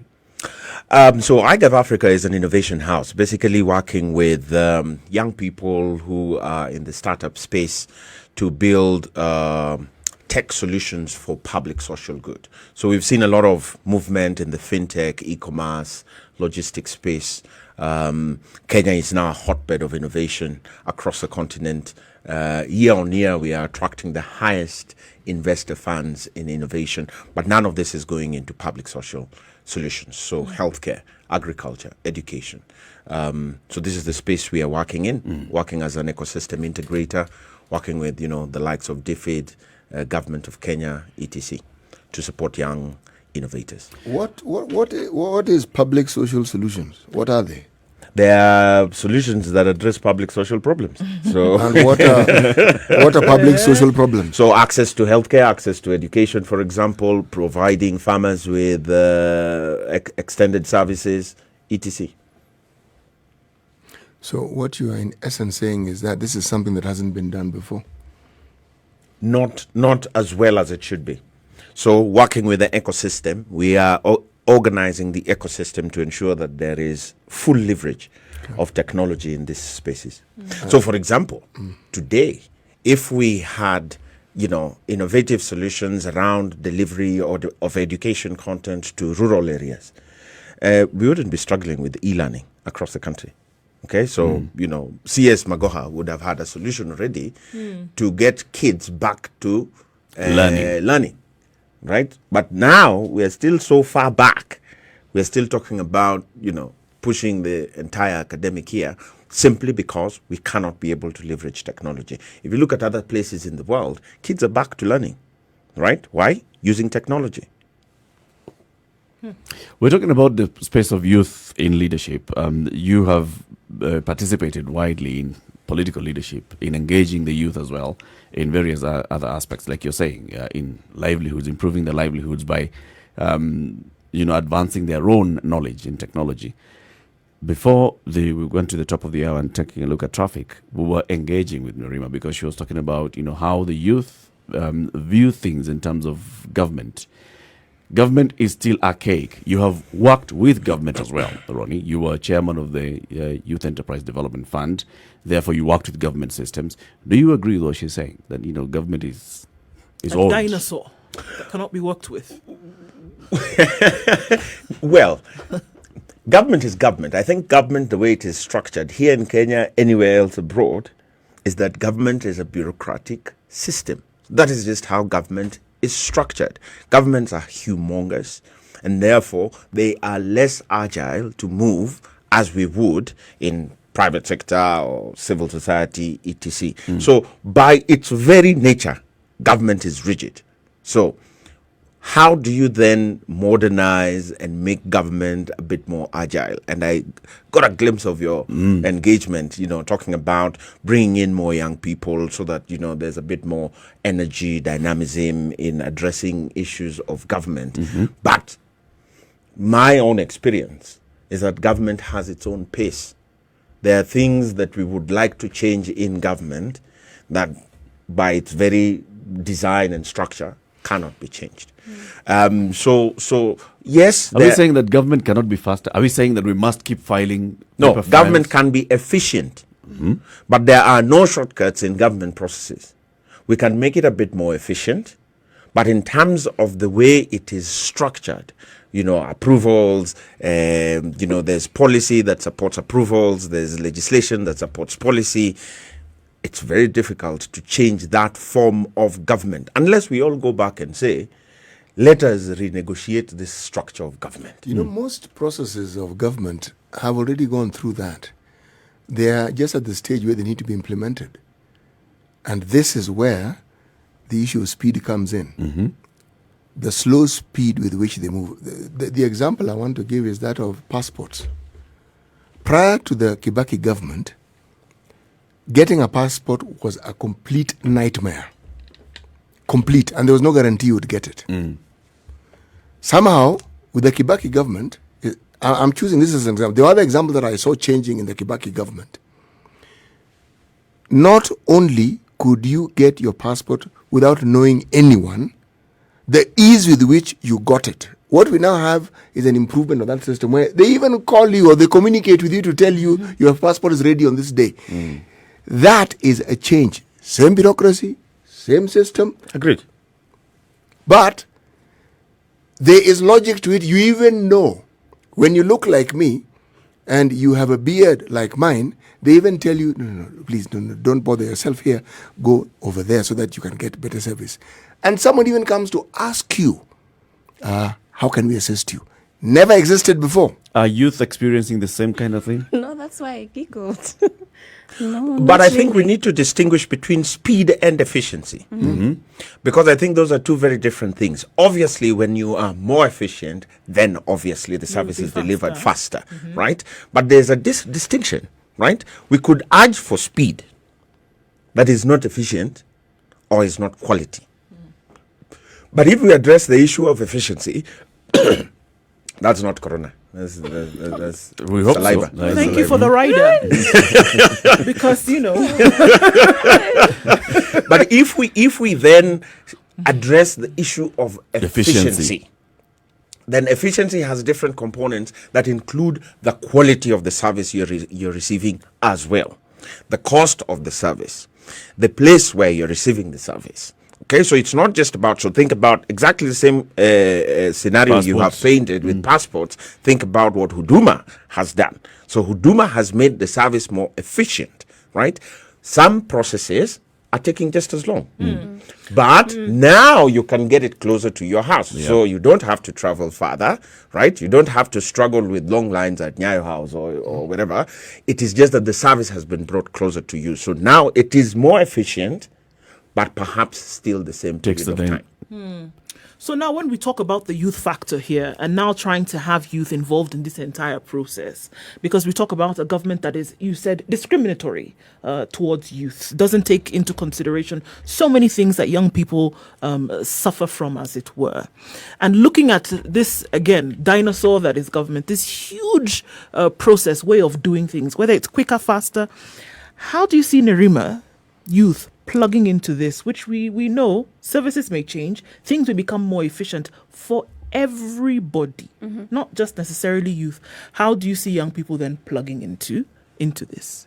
I think they already are, because even what Ronnie was working on previously with Biashara Fund, we had a meeting. That's the last time I think I saw you, where youth groups had come together and they were concerned with the Women Fund and Youth Fund being merged into the Biashara Bank, I think.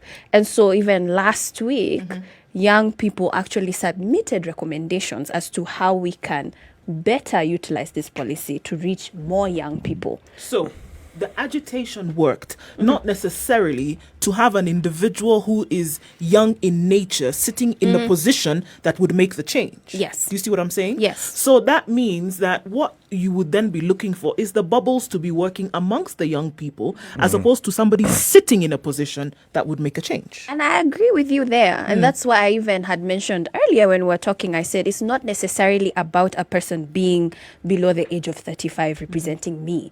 It's just somebody who understands that population being able to sit in that particular position to be able to now articulate these matters when it comes to implementation. That's what matters, because that's an issue that's global. We could say the same for the UK. We could say the same for Germany. It's not that we have young representatives who are presidents to legislators and all that, but there are people who understand their populations. There are those who've said that the greatest hindrance to any so-called youthful enterprise are the youth themselves. Ronnie, I mean, from where you've worked in private sector, in government, and looking at the way in which, I mean, we've talked about this, the way in which the present population of youth carry themselves, operate, believe, in terms of how they gobble up information and use this information, are they the biggest hindrance to themselves? Are young people the biggest hindrance to young people in this country? I think the youth question is a very complex one. And perhaps that is one factor. Are the youth doing enough to, just to dovetail in the little conversation you've had in there about engagement? What does engagement mean? How do they perceive themselves to be engaging with government and participating in decision-making processes? Does it mean running for office? Does it mean sitting in those offices? Or does it mean understanding the processes? So this is where I begin to have problems with young people, but they do not understand the process. So they're clear in their minds, perhaps, what they want, but they don't know how to articulate that, how to fashion that, how to deliver that, and how to follow through that the things they want are being implemented. So I think there needs to be a conversation around how do we empower young people to engage. first and foremost. Secondly, you mentioned a very important point, which is information gathering. How do they gather information? So today, if you talk to young people, they'll say, oh, money is being wasted, there's a lot of corruption. But if you ask them what the procurement process is, for example, procurement process, so even youth enterprise, you say, okay, you want to supply to, I don't know, Ministry of Foreign Affairs. Do you even understand the procurement process? Largely, they don't. Right? PFM. Is it that they don't or they don't want to? They don't. No, they just don't. They don't. Surely. Who does not want knowledge? There's access to that information. I mean, for you Yes. to understand that procurement process, You it means have- that you have already Absolutely. come into access. You know, I'm going into somewhere with contact with this. this information. Remember, you've dovetailed well into something we had earlier on when we were talking about how young people access information. Rima clearly told us, Twitter, Facebook.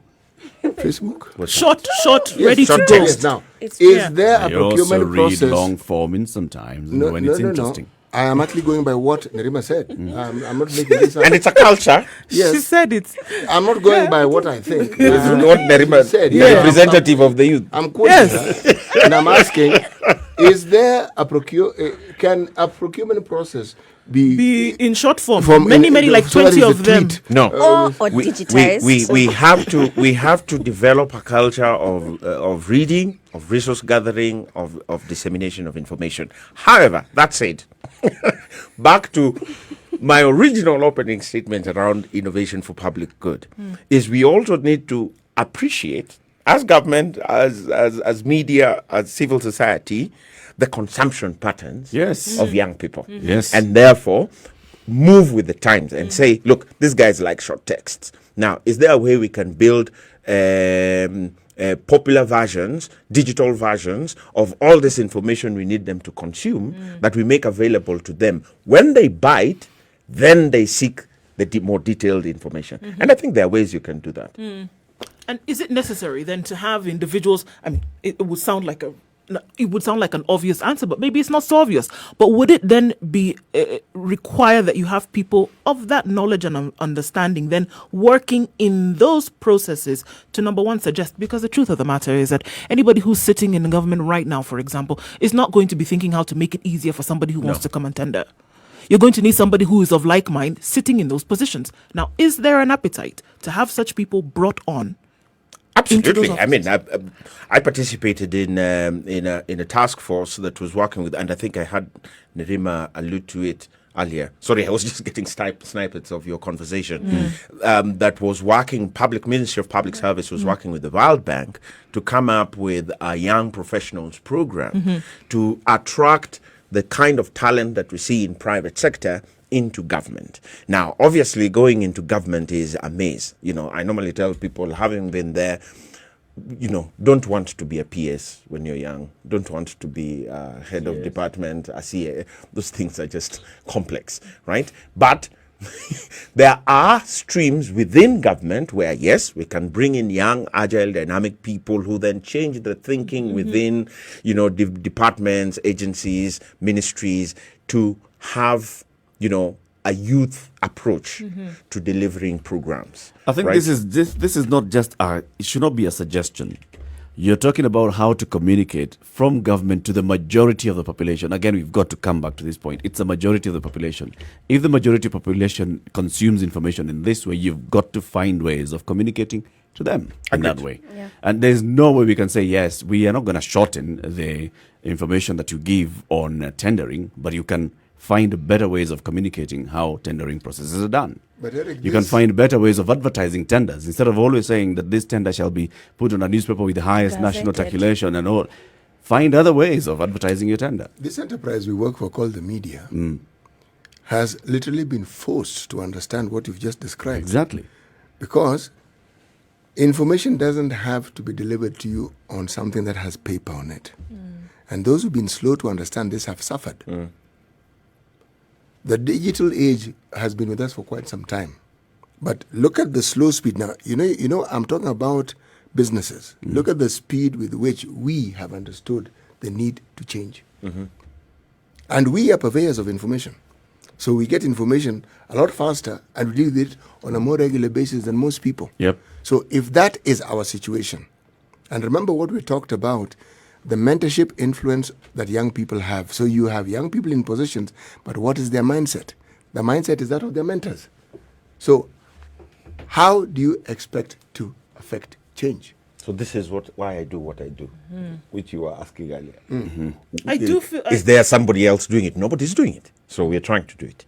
We're trying to go into that space and tell government, look, you have to change your ways. Otherwise, you leave behind a majority of your population. Right? And it's not just the young population. Remember, in the digital age, we now have new inequalities. Sorry. Okay, so rural some of them are populations. iniquities, my friend. And some are iniquities.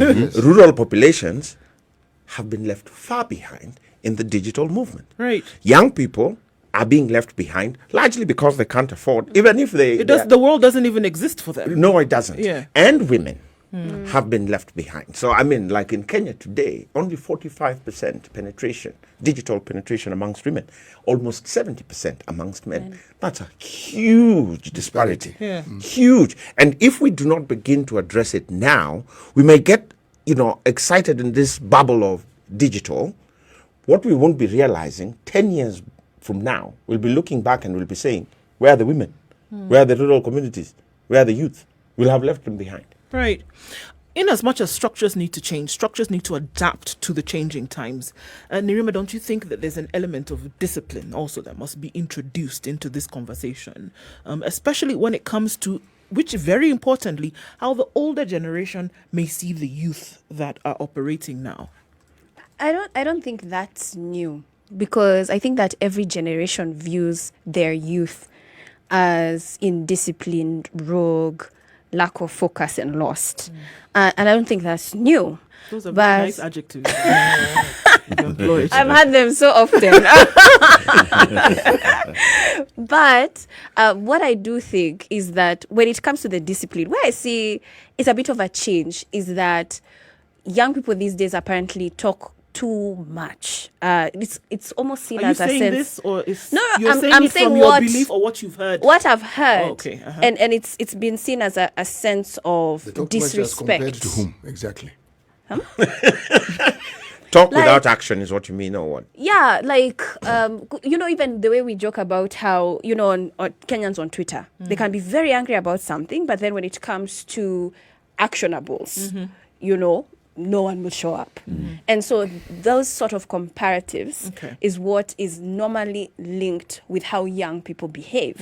And even there are studies that have been done by Aga Khan University in terms of understanding how young people view leadership, or the people who they view as mentors and things like that, which they did in East Africa. And of course, we remember Sonko came up on top. For Tanzania, it was Diamond. So they wonder, what do young people look at when they view an individual that they perhaps admire? And that's changing, because it goes back to your conversation where you had said how we're very centered on materialistic views. And it's about me. But when you grow up, or when you're surrounded by almost complete scarcity, frankly speaking, in December, 2 million young people were considered ghost workers. Not in school, not at work, unemployed. Now when we're talking about this pandemic, within these few months, that number is going to double, of course, into the millions. Again, we're talking about a population being majority young. So what impact does it have? So when you have somebody who doesn't have access to basic needs such as food, how can they not think about eating when they are hungry? By the way, I don't think we're referring to basic needs here. No, we're talking about things that go beyond basics, but that's not a discussion I want to have. I want to ask, when we talk about the youth, do they even understand the strengths that they have fully? No. Do they understand their strong point? Because this is what you leverage. If you want to make change, or you want something to benefit your specific group, you leverage what you are strong in. Do they understand their power? I have a problem with that statement. Please have a problem. Yes, because this is the situation. You cannot know what you're good at unless you've been exposed to it, you've been coached in it, and you've been allowed to thrive in it. let us allow young people to fail. So let's try them. So for me, it's not a problem with young people perceiving their strength. It's a problem with the system allowing them Giving to them the test opportunity. those now strengths. I have a But you see, problem. that's where the strength was coming in. Yes. Is the strength for them to take up these opportunities. Or They're to not wait. being given for them. And to wait, because waiting for the state to do these things, you know how that turns out. You know who's in charge of the state. You know how those in leadership think. The state, to allow them. It's not in their interest, Agreed, basically, to give agreed. these opportunities. But friends, I must disagree with you on this one. Please It is disagree. the state's responsibility. You cannot shift that responsibility to a majority of the Kenyans. No, we're not It is shifting the- it. It is it the is the state's state's responsibility. Yes. to provide those platforms Bas. and to And to allow set a them. conducive Yes, it's in the environment. Constitution. Absolutely. Glad that you've said state, not government. Let's take a break on that note. Let's take a break on that note. In the Situation Room this morning, in addition to Eric Latiff, CT Muga, and Nduh Okoh, we have Nerima Waka-Ojiwa. She's the CEO of Siasa Place. And we also have Ronnie Osumba. He's the CEO and founder of iGov Africa.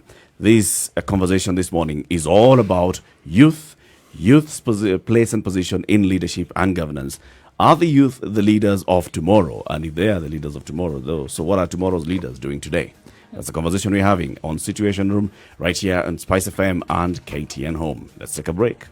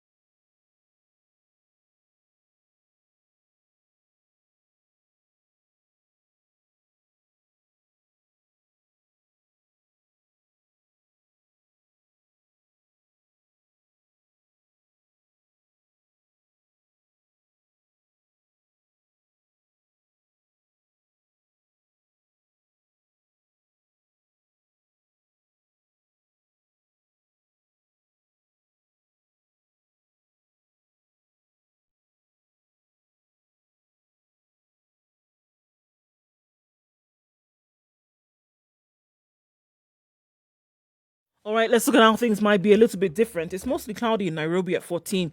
Not likely to let up for most parts of the day. We'll see highs of 22 today and a chance of rain later on in the afternoon. Njeri is mostly cloudy at 14 degrees. It's going to be a wet afternoon there with highs of 20 and lows of 12. Mostly cloudy in Nakuru at 14 degrees. We'll see highs of 21 and lows of 12 with rain later on. Eldoret will experience thunderstorms in the afternoon with highs of 18 and lows of 11. Kisumu will also experience wet conditions, highs of 26 and lows of 18 today. Kakamega will follow in fine form, highs of 23 and lows of 14 with a wet afternoon. Mombasa will be wet this afternoon as well, highs of 29 and lows of 24. Currently mostly sunny conditions though. And in Malindi at 26, it's mostly sunny through the day with highs of 28 and lows of 24. It's partly cloudy in Kampala. At 19 degrees, we'll see highs of 24 and lows of 18.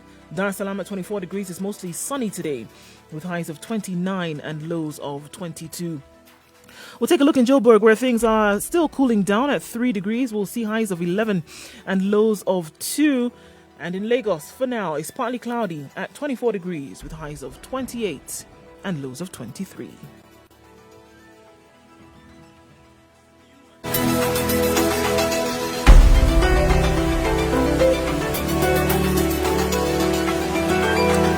Check on Mombasa today in terms of what's going on. A little bit of traffic right around Cabanas is likely to stretch further back at the SGR today, but it's moving. It's not a bumper-to-bumper situation, so not too much to be worried about at the moment. It's slow from Outer Ring and the Donholm flyover. It's bumper-to-bumper, moving very slowly, but it's moving all the same. Let's look into the CBD. Koinange Street is closed. So the NMS has put a huge sign there, so you must find your way around. It's causing a bit of traffic right in the middle of the CBD. If you're approaching or need to use that road, just be aware. Koinange Street closed on both sides. So you're going to have to go round if you're on Kenyatta Avenue, right in the middle of the city. It's not looking too bad on Thika Road. It'll open up as we go along. We're in the middle of traffic hours, so it's understandable what we see. If you get stuck somewhere or find an alternate route that somebody could use, hit us up, Spice FM KE.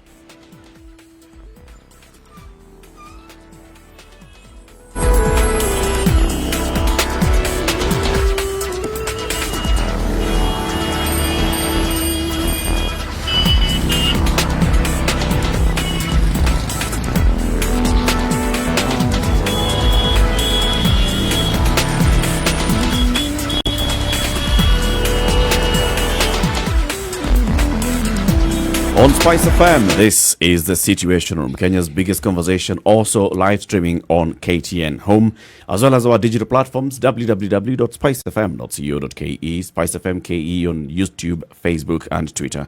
In the Situation Room this morning, my name is Latiff. We have CT Muga, Nduh Okoh, Nerima Wakojiwa, and Ronnie Osumba. So, you are disagreeing with something that CT was saying, and this is about youth and their knowledge and their power, and the state's responsibility to give the youth the opportunities that they deserve so they can fail, so they can learn. What is your disagreement again? Okay. Well, I wouldn't call it a disagreement. It is it's just an additional opinion to the discussion. Mm-hmm. If you have a government that you feel doesn't understand what the problems are, then you make them understand these problems. Because if they don't understand the problems, even this role that they're supposed to play, they will misplay it, or they'll do something that is completely useless. But when you think that the government even set up a youth fund, set up a ministry that deals with youth matters, then you have to say, you can't say that this is a government that doesn't understand that the youth issues need to be addressed. So where do we go wrong? Because those steps seem clear, but then something doesn't work because clearly... I think you've said it. It's in the understanding. Thank you. They are doing it, but they're doing it from their understanding. There's knowing that there's something needs to be done, and then there's doing it properly. And now this is where the youth come in. Absolutely, Take up the mantle and now... So the engagement issue I mentioned earlier, that's where engagement comes in. But let's take a step back. And why I was saying fundamentally we have a broken system, because there are some very fundamental responsibilities of state. Forget government. Governments come and go. Of state. Because of how you have structured yourself, that there are some fundamental things that come to you as a right. So irrespective of which government is in place... Correct. They're there. And this is why I am saying the way we are currently structured, this state, the way it is currently structured is unfriendly to the youth. Perhaps because we have not had a moment. I hear people talk about a constitutional moment. When things need to shift. I think perhaps we've not yet had a youth crisis moment. And this dovetails straight into what CT was saying. You see, if the youth understood their power, the youth are the majority. The youth are not the future leaders of tomorrow. They are the leaders of today. Now. Yeah. Right?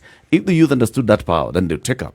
There would be that youth moment. Agreed. And then the youth would engage with the government, with the state, and the youth would get what they need from the state. So there's also, other than just understanding what they need... You're shaking your head. And engaging, I go back to, nowadays me and Mamze, I'm almost chasing Muga here with this white beard. So I push it to Nerima and I have... You represent wishful thinking. I'm a wishful, hopeful youth. Future elder of tomorrow. Future elder of tomorrow. I think... We have to call out young people in their either disorganization or just lack of knowledge or resolve to organize, because that element of it won't happen. You'll make noise on Twitter. You rightfully called it out. You'll make some noise on Twitter. KOT is vicious. I never wanted to go foul with KOT because they'll kill you. But if that energy could then be organized Channeled. and Packaged. channeled to very specific things with what we said earlier, understanding, knowledge, and follow through. I think we would be seeing better results. No, consider, for instance, if you are dealing with youth matters, where is your largest population of the youth? Rural. Is it not? You know, you whispered it, so. Rural. And these programs that you have, you mentioned, well, talking to MCAs, etc. And I also asked, when you implement them, I'm sure there are some results. How effective have these things been? There's a reason why I'm asking this. See, each one of us is a product of our bringing in one way or the other. But that's a long period of time. And that's why people comment and say, this person seems to be well brought up. Why do people make such statements? It's because your mannerism represents something that is considered acceptable. Okay? Now, how do you get a group of people who have a mindset that takes them in a certain direction to pause first and then change? You have strengths that they keep relying on. It's the youth who are relied on in any electoral system. It's the youth who are relied on when you're thinking of even work and changing a work system. But this is a strength that is dissipated because the youth have not understood that A, I think it's a strength, and B, they don't know how to harness it. So how do they harness it so that we can say these people are well brought up, meaning they understand what they're doing? We may disagree, but they do understand. Because right now, anyone who is even a youth will say, you know, we're a bit disorganized. How do you change that? Because it can change. Remember, this government, the people who first got into government at independence were all youth. Thank you. I agree. So Narima is looking at you like, this sage is speaking. So it's a turn to respond. In fact, I was going to dovetail into what you said, and then you just picked the words out of my mouth. Yeah. That if you look at, the Kibakis, all these people who have run government, in their later years, all started by organizing in their younger years. But look across the continent. The names that people will call from today till tomorrow. Kwame Nkrumah, how old was he? You look at people like Sankara. How old was Sankara? You look at people like, they were in their 30s. How old will Sakaja be when he becomes president, or Ronyo Sumba? They started earlier, in Very their 30s early, and in their late 20s is when they actually started. But it's a long runway. But it is one of the things that It's you a spoke long about, runway. Ronnie. It's understanding that as well. It's the resolve. Yes. It's understanding, and then it's resolve. It's understanding of, okay, if I'm saying I want to go in and make a change here, it's understanding the processes from beginning to end. Not having complete knowledge, but at least having understanding of every sector or area in which you want to go into and make a change. And then it is a resolve.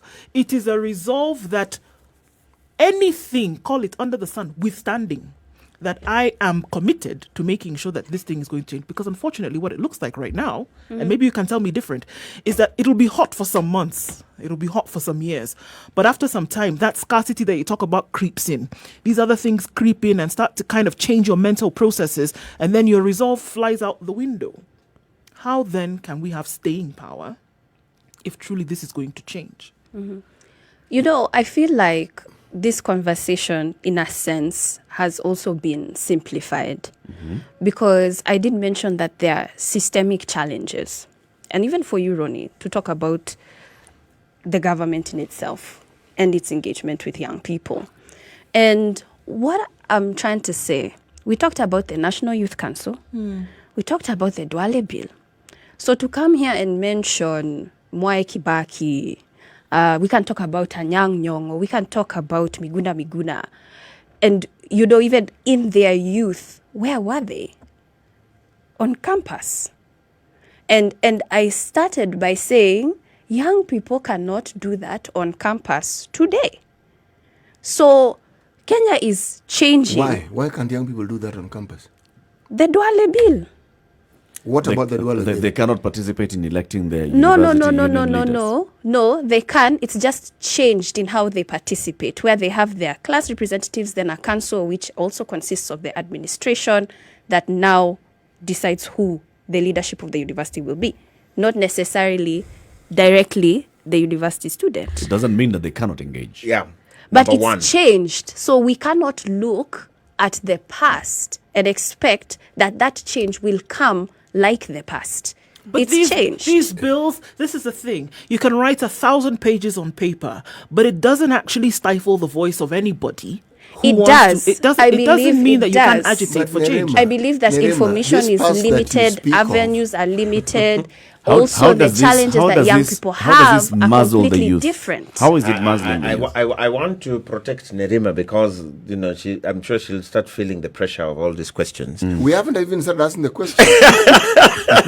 It's fine. I will agree with Nerima, and I think I said it also at the beginning. The youth issue is a complex issue. It's very complex. It's a complex issue, and it's complex in many ways. But one of the things that, Nerima, you have to appreciate, even as youth, as we address these youth issues, is part of the complexity is the changing times. So the strategies of that past that Muga was attacking you about are not necessarily the same strategies you should use Yeah. today. In fact, if anything, Nerima, now you have a more powerful tool, digital, okay, to help you organize, gather information, put your minds together. And if you are resolved, again, the other thing is they push one issue one day on KOT. And then tomorrow it's something else. Yeah. They've moved on. So that issue remains hanging, right? Because there's no that staying power and that resolve. But that said, Kibaki was not a student leader. He now I'll support you here. Muga said he discovered his power and talent and leveraged it early. Okay, so this was a guy who was a sharp brain, intelligent, an economist, and he just found his space in that time to get in and influence decisions. I don't know if we all know he was an executive director for KANU. Yep. Right? At age 29. Started even earlier. He was actually a lecturer at Makerere. In Makerere days. Okay? So influencing the thinking. And he didn't need to be a student leader. He didn't need to shout. Of course, President Kibaki, by nature, is a very quiet guy. But he found his space and he said, this is the space I will influence. And I will stay in here. I mean, Kibaki would have gone to be... Don't I we don't have know, Yeah, but examples I of talked such about young so people? many other We do. people. We have examples of such young people as We well. do. So many And other I agree. We do. Yeah. And I agree. Absolutely. I've worked with quite a number of young people. I still work with a lot of young people. But the question then is, how do you make this the norm rather than the exception? Because today, the young people who are getting into those spaces and influencing Are the exception. are the exception. Are the exception. And many of them, end up then becoming... They're swallowed by the system. They are swallowed by the system. Why? Because they do not have the backup. Yeah. They do not have the support of all young people. So, Ronnie Osumba is the chairman of Youth Fund. Now, instead of supporting him to help you... They'll change tear you policy, down. They tear you down. That's true. Okay, so I think this, yes, I agree with you. It's a complex issue, but I think as youth leaders, there's need to also appreciate that you're operating in a different time. So the strategies of before may not necessarily work now. So what would you advise the youth then to do? Organize. What is organize? Which is just Ronnie, that. you were It is youthful a organize. couple of years back Let me when tell you, you when that- you were on the presidential ticket. Absolutely. You were in that age bracket. Absolutely. I saw you put in the poster trenches. In fact, a lot of people were excited because the word trenches, right, did not... It's blood and sweat and gore. Absolutely. And tears. Yes. All right. And and the question now is, where are the trenches for the young people today? Who is leading that battle? Who is taking these people to those trenches? And so I think it starts with the youth leadership. Those days, at least when we were in the trenches, late 90s, early 2000s, when we were pushing for constitutional change, doing all these Katiba forums across the country, you could say, Kepta Umbati, Cyprian Nyamwamu. You could quickly say, who are the youth leaders? Emmanuel Dennis. Today, I struggle to think about who the youth leaders are, Nerima, who have a national appeal. So yes, there's a Nerima here, there's somebody else there, but do they have a national appeal? And Can are they they walk working- into are they a working village? together? And they, Tandem. again, are they working together? Can they walk into a village in Kitui and have a voice and have a discussion with the young people. Those days, they could.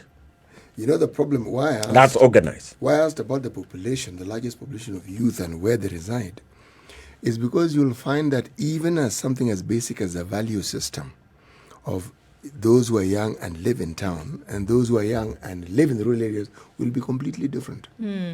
So Nerema might appeal to people who are in town. But how do we reorganize Nerema so that she appeals to anyone who calls themselves youth? I think we just ask her to work with the KYMCAs. We do. Right?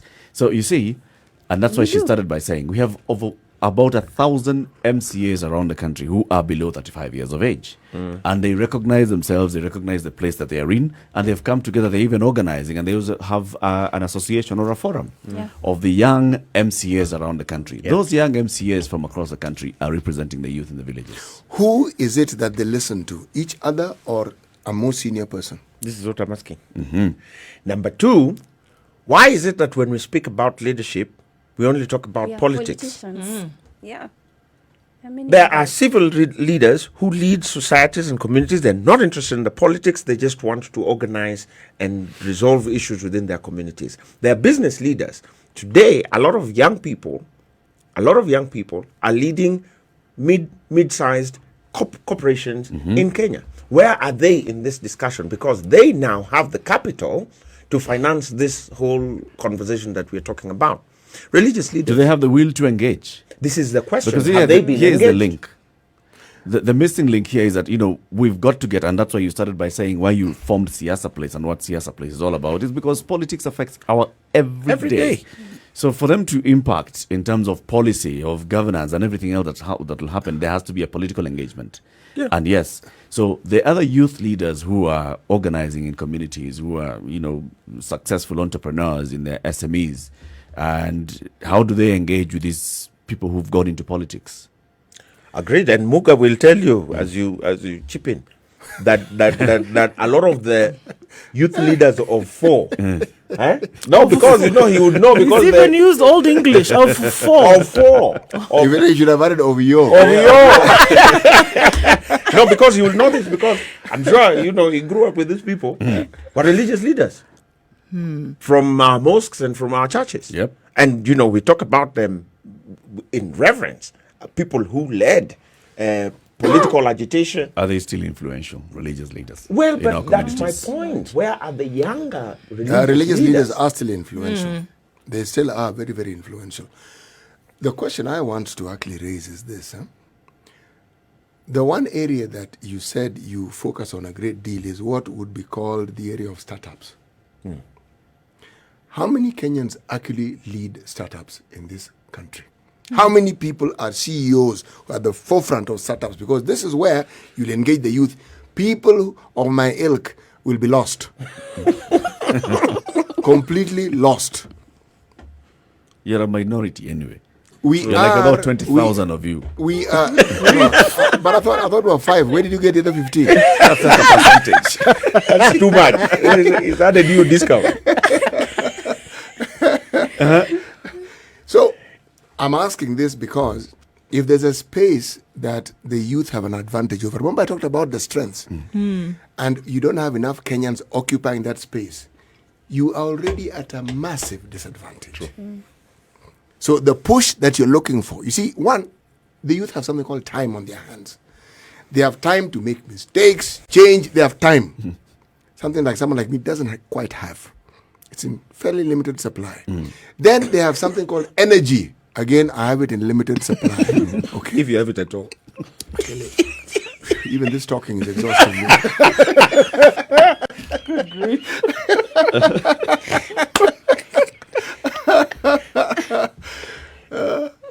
And then, man, they have energy. Now, how to channel it? How do you harness all that, Nerima? It's a lot, but I do agree with Ronnie in terms of organizing. But also there's this mentality, and I don't know if you've seen it, where there's competition, and the competition is stiff. amongst young people, because you have been told if you don't strive hard enough, work hard enough, be number one, get all A's, you will not be able to live or survive. So you view everybody else around you as competition and an enemy. Would it comfort you to know that we were also told the same thing? Work hard. Yeah. And when I look at the person telling Be me that number we should one, work like- hard, Are you and I'm seeing? Are thinking, you But seeing even that as a working direct? Are you seeing that as a direct hurdle then to be organized? organize. It's to come not. together. Yes. Because you'd think that it's that simple to tell people, let's work together, So what but is it's not. What is it? Competition that for easy. It's what? not what? supposed to be easy, Nerima. It's not. And I know that, and so I know what she's talking about. I think today we have an extremely competitive culture amongst Sure. young people. Sure. So it becomes harder to collaborate. Mr. because- Sumba, the competition is not the problem. The individualism is the problem. Yes, so that's my point. So that it has led them to that individualism. So collaboration has become that much harder. All right. But Nerima, again, I'll go back to my point. The strategies of those days won't work today. So it is you to appreciate, as leaders, as the youth leaders, to appreciate that we're working with very different dynamics. How do we shift the strategies? Maybe you've tried it over the last 5 years. If it's not working, dump it. If it's not working, right? We need things that are working and things that will push. The economic front, and I think this is where Muga was going with this argument for startups and experts. It's a big problem that we need to address. It's also a bit more complex than we imagine it to be, because they say, largely we say money is colorblind, but we know that money sees color, particularly in this startup it's not colorblind in this at startup all. space. It knows colors. It absolutely knows colors and distinguishes between colors. But that's a And it tends to focus on some particular some color. particular color. But that's a discussion for another day. But I think what Muga is saying is, with shifting times, the strategies could shift. Maybe this, obsession with political leadership is what is shutting, the eye of the potential of young people. Maybe your game is economics. Maybe taking in this space, this startup space, and saying, how do we support young people to build businesses? Think about how the U.S., quite literally today is structured and influences policy. It's enterprise, it's economics.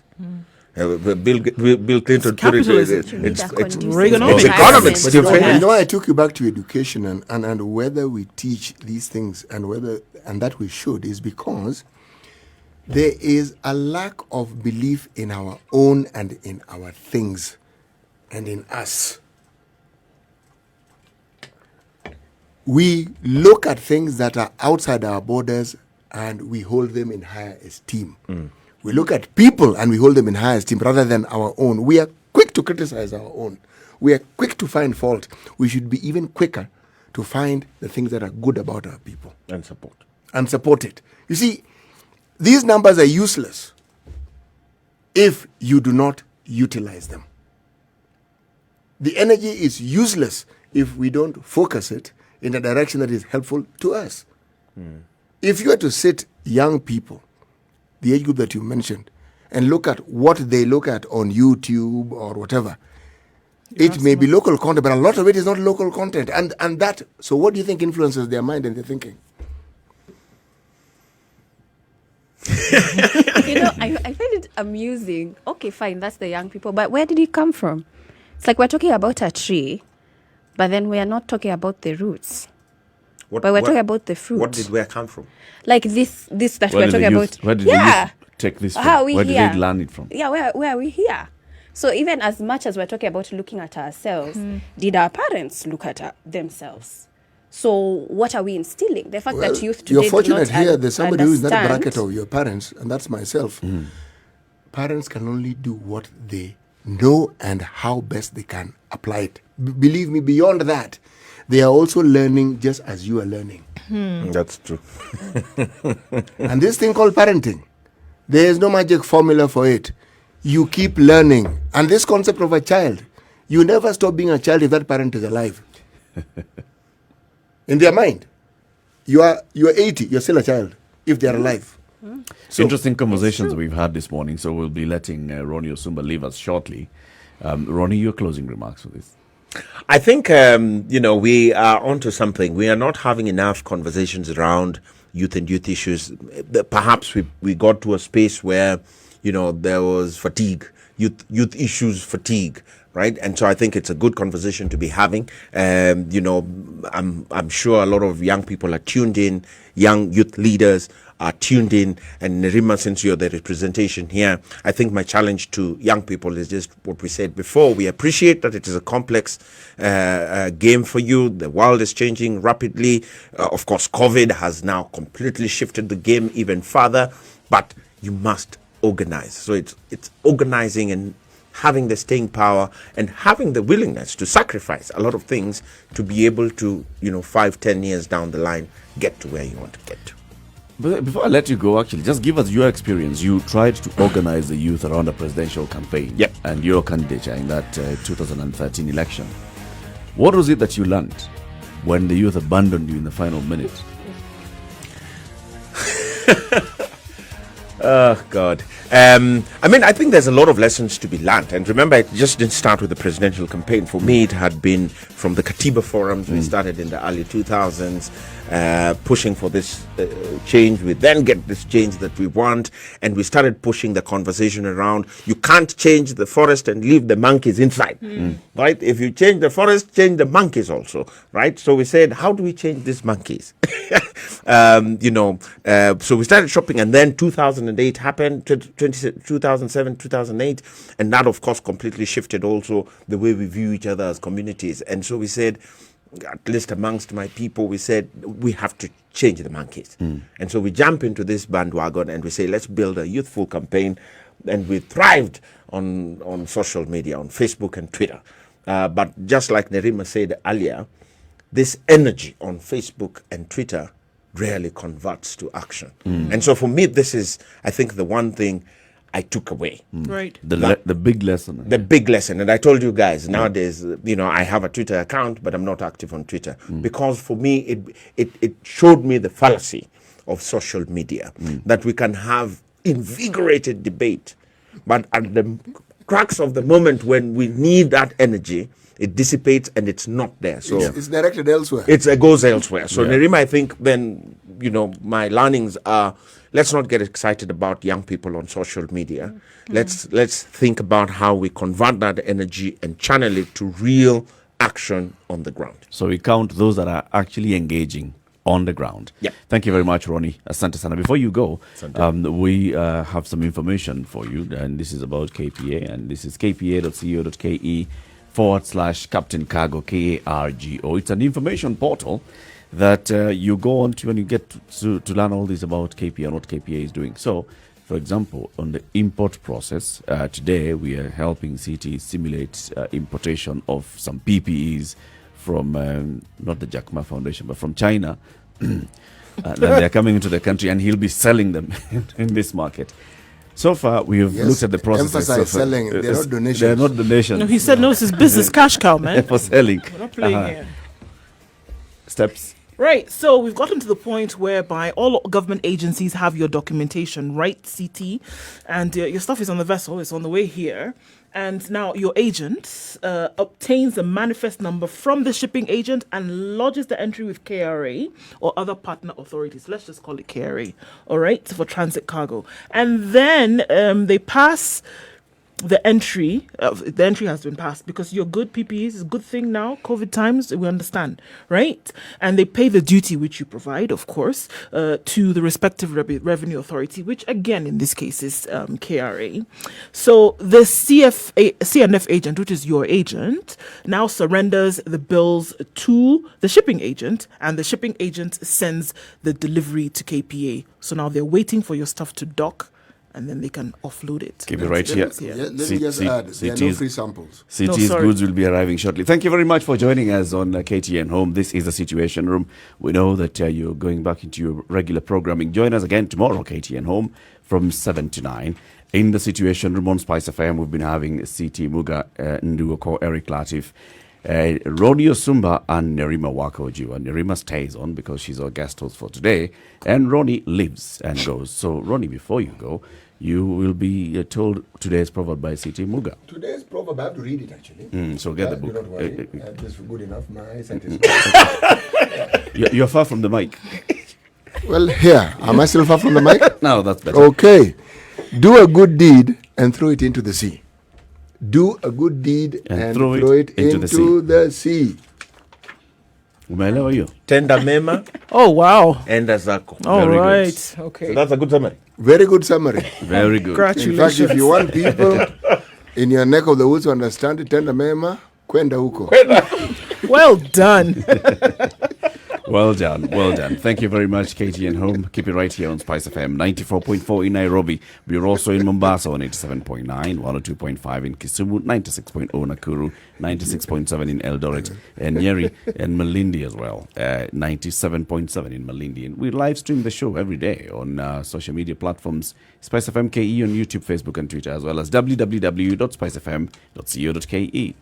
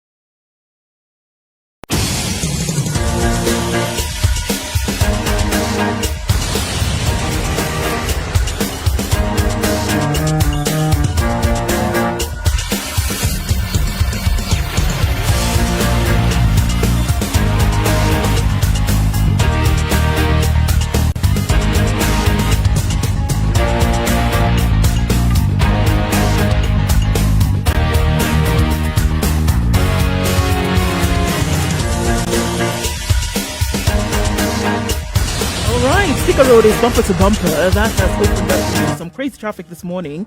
We should also know that demolitions are going on at Gikomba Market. That has affected traffic on Gong Road, and it has also affected traffic in the little roads in between there.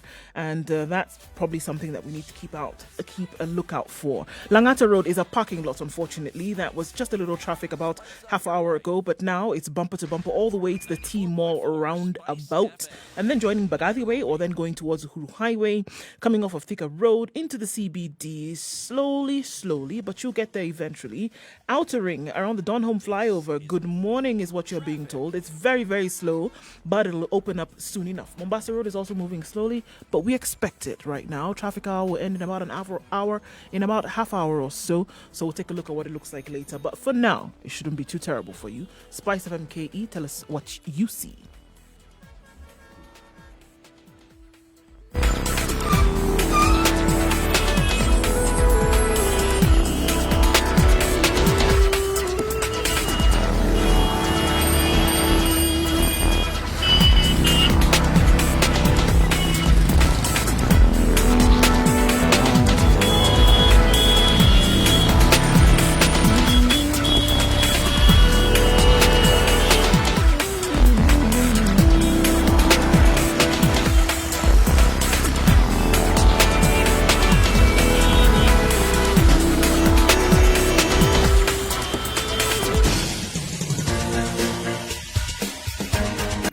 This is The Situation Room, the home of hard-hitting political commentary and penetrating insights about the state of the nation. This is a talk radio experience like no other. The Situation Room, a place for hard truths, debates, and elevated conversations. The Situation Room, witty, political, engaging, deep, controversial. In the room, we have C.T. Muga, research. We continue the conversation with Nerima Wakoh-Ojiwa. She is the CEO of Siasa Place, and Siasa Place is an organization that organizes the youth. All right, what else does it do? Just a recap of what Siasa Place does. So we are an NGO, and we educate youth on the constitution, political processes, governance processes, electoral processes as well, but mainly inclusion of youth in processes. That's what we do. Mm-hmm. And so we were talking about, youth, youth place in leadership, youth place in governance. You hear the conversation that we're talking. It's like we're throwing the challenge back at you. Yeah, and saying, always happens. youth, come on, let's see how we can engage. But then, what kind of support would you require from the minority? I believe in terms of even information, there's that aspect of understanding the history of Kenya. And I don't feel that we have that enough. And it doesn't have to be in the form of books or text. It can be even in music, storytelling, art. There's just different ways that I feel as a country, we can be able to understand the history of our country. So when we know where we are from, we know where we're going. Because even when we're talking about things like Vision 2030, the fact that we have about 10 years to go to it, a lot of youth do not know about it. And it's not to say that they are not curious to know about it. They absolutely are. But where to get this information is not that accessible. It's not as accessible as we make it to believe. And even when we talk about young people taking up their positioning and things like that, to what? To what? Because I cannot ignore the fact that the economy is terrible right now. Where would the youth like to take their position? Where? Yes, where? You said where to, because it means that what they would like, they can't get to. So where would they like to take positions in? Which part of the economy? Just a decent living, honestly. No. Because Let me ask the question again. Huh? For youth to be included, what would they like to be included in, and how would they like to be included? decision making, in terms of even how budgets are spent within a county, they are not included in that. If we talk about public participation, majority of participants are not young people. Why? If it's really public participation, exclusion, then it isn't public Who participation. is excluding But the it's youth still from being participating in passed. the public participation forum? Even the way the meetings are organized in terms of inviting, I want to say that the But you don't need to be invited for a public participation meeting. Well, you need to be aware that it's happening. Yes, we Yes, don't know it's aware, happening. yes, but not invited. Okay, You so see, they invited, are not aware. you're making it exclusivist. They are also invited, by this- the way. They're invited. So and what they're we are not saying, aware. here is that the structures that were set up for public participation have failed, because the structures for public participation should include electronic means, Yeah, they right? they say that they and do. have wider information sharing. Yeah, and I if tried we, to. if we were basically to say that a county has or a government has done proper public participation awareness creation, it should have used all available means, many of which would have gone to this majority of the population, to know that there is a public participation forum that's been organized, and this is the agenda, and this is the mode of engagement that we expected to have. So already, we're basically talking about the failure of a system, but not a failure of the youth to participate and engage. There's still an opportunity for them to know that this has happened, and how do we engage? But Eric, even that, if you say some are invited, what stops them from propagating this invitation? Or is it that we're saying that those who call for this meeting limit the number of people who must attend? Yep. Sometimes they do, yes. Then it isn't public participation. Because they want to control the narrative and Then the outcome. it isn't public participation. Let's hear That's from what's Tony, who's happening. calling in from Mombasa. Good morning, Tony. Morning, how are you? We're well, thank you. How are you? I'm fine and a bit frustrated. Why are you frustrated, Tony? Wacha nisaidie madam hapo kidogo. The problem is, the youth, we have, as much as City said, we have extra energy. You see? But the thing is, we are not involved. In what way? For example, if we want to say there's public participation, there will be a forum that will be organized, let's say, in a particular ward, and go to a hall or something. There is where your views will be taken. But where are the youth right now? If you want to get in touch with the youth, they're in the social media platforms. Yes. So the trick is, if you don't want to get them involved, just put the notice in the newspaper that on a particular date, a certain ward will have a meeting and we are going to discuss about the budget, whatever you want. But you avoid the areas where the youth are. But Tony, today, right now, yes. so let's talk about, for example, we've just established that the majority of county assemblies Yes. are actually, those positions are held by the youth. Yes. So we have the youth in these assemblies, and they know that this is what is expected to happen in public participation. What is it Yes. that these youth are doing to ensure that it happens the right way? Okay. Let's say, for example, right now, you can see that if there's a problem in Mombasa, already there's a forum that has been set up in Facebook that addresses issues that are happening in Mombasa. Mm-hmm. The other day, Muhammad Ali was bringing up the issue about the port. What did he do? Went to social media. And what happened? He got so much support.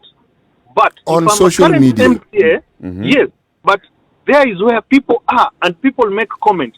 And people actually were now made aware that, by the way, these things that he is asking about, he's bringing out, they are not just politics, they are facts. Now, if I am an MCA currently, Mm-hmm. I know the way people reacted on such an issue, and the youth were very fast to comment and they wanted to participate so much. Mm-hmm. I'll avoid social media. What I'll do, I'll just put a poster at the chief's office Yeah. and say that we are going to have a meeting on Wednesday at 10 a.m. As you can see with that is so strategic that It's already you have excluded actually, the youth. That is what is happening even today. Okay. Even when you see the BBI, when they are going out around the country, where were they advertised? So In other our forums. problem is, We get yes, you. our We get you, problem- Tony. I think we hear you. Let me take this caller from Nakuru. Karaoke in Wakulima Market. Karaoke, how have you been?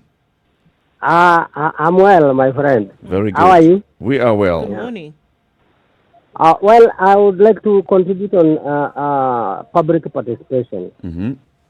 I've been in public participation here in Nakuru. And let me tell you, City Muga, because I think you can understand what I'm saying.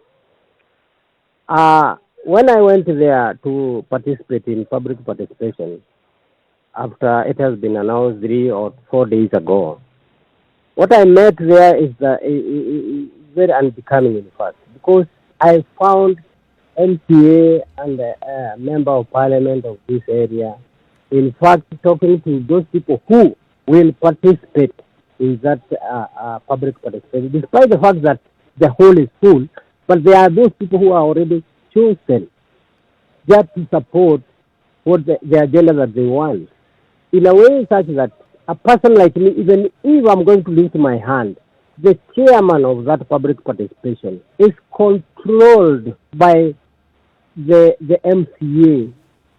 So it's telling a him- choreographed meeting. yeah, of course. By telling him which people are supposed to be given the chance to talk. Do you understand me? Mm-hmm. I think public participation is just a mere, I don't know what I can call it, but I don't think it is supposed The to word be like is charade. that. I think, to me, my public participation should be in an open space, Okay. not in a public halls, because in open space, I think people will not be aware, or even those who are holding that meeting will not be aware of what kind of question these What's people will ask happening? us. Thank you, You Karaoke. Let's understand take me? this one from Langata. Raymond in Langata, good morning. Eric, first I think the issue of public participation is just formality.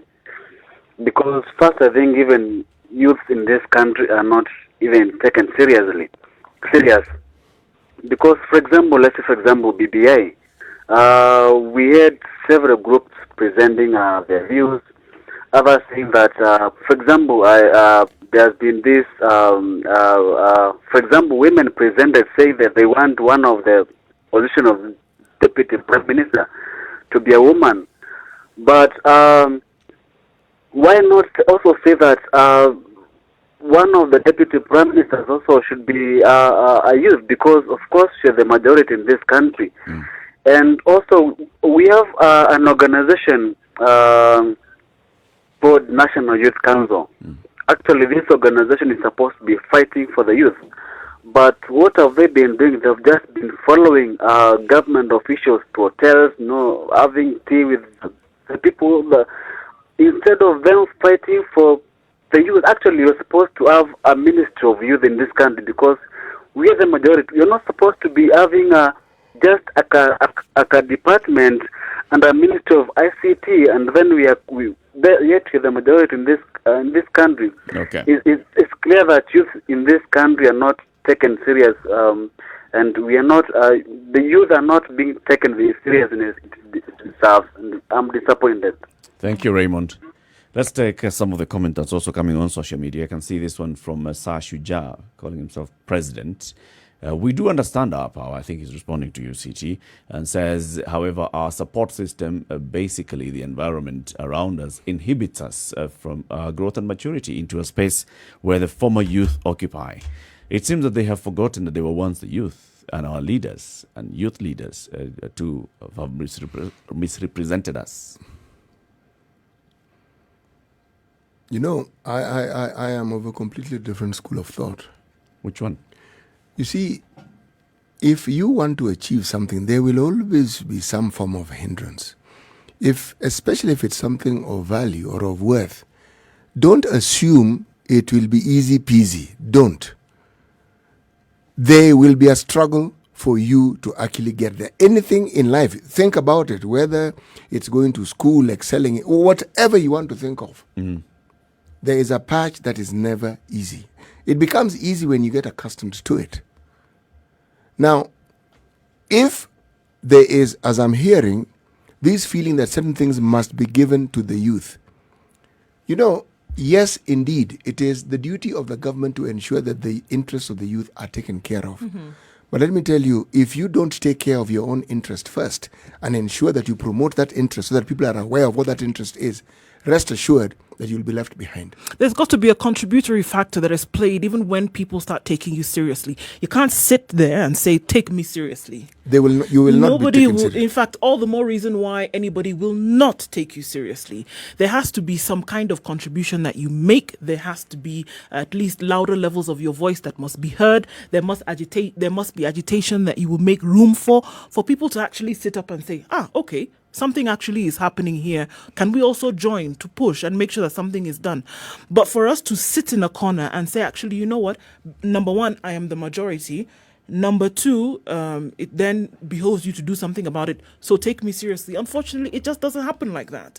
For anybody who's made any kind of dent in society, anywhere, there was at some point where they stood up and pushed against the status quo, pushed against the grain, and that is how people sat up and said, okay, hold on, there's something going on here. But sit in a corner and expect people to take it seriously. I should ask a more direct question. There are two youthful leaders who come to mind. There's one called Babu Owino, there's one called Sakaja. Do you think if either of them were actually president by some miracle, that all these youth issues would be mitigated? No. I want to talk about what Sakaja pushed in terms of the National Employment Authority. And that was something that he was working on when he was nominated before he became senator. And it was focusing on employment. Yeah.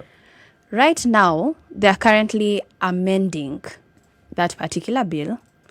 And what they're working on is removing or deleting youth that exists in that document. So we go back to what I was talking about initially.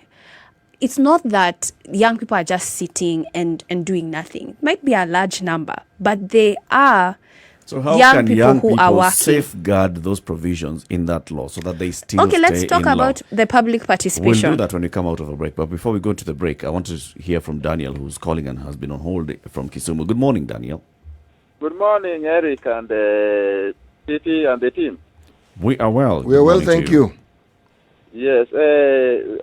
In fact, to add on whatever is going on or whatever is being discussed, is that we've seen in many cases that youth are being neglected.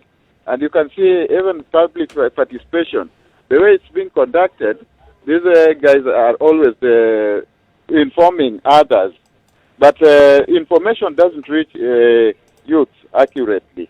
There are sometimes that maybe youth can want even to bid in tenders, but these tenders are just going to the people that deserve.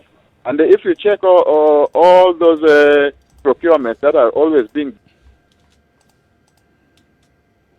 We've lost him. You can call back, Daniel, so we can hear what you wanted to say. This is a situation room. It's Kenya's biggest conversation. We're taking a quick break. Take a look at weather. In the studio this morning is our guest host, Njeri Thorne. She is the CEO of Siasa Place, and we are discussing the place of youth in leadership. If the youth are the leaders of tomorrow, what are tomorrow's leaders doing today? That's a question we were asking. 19 minutes after 9. Good morning.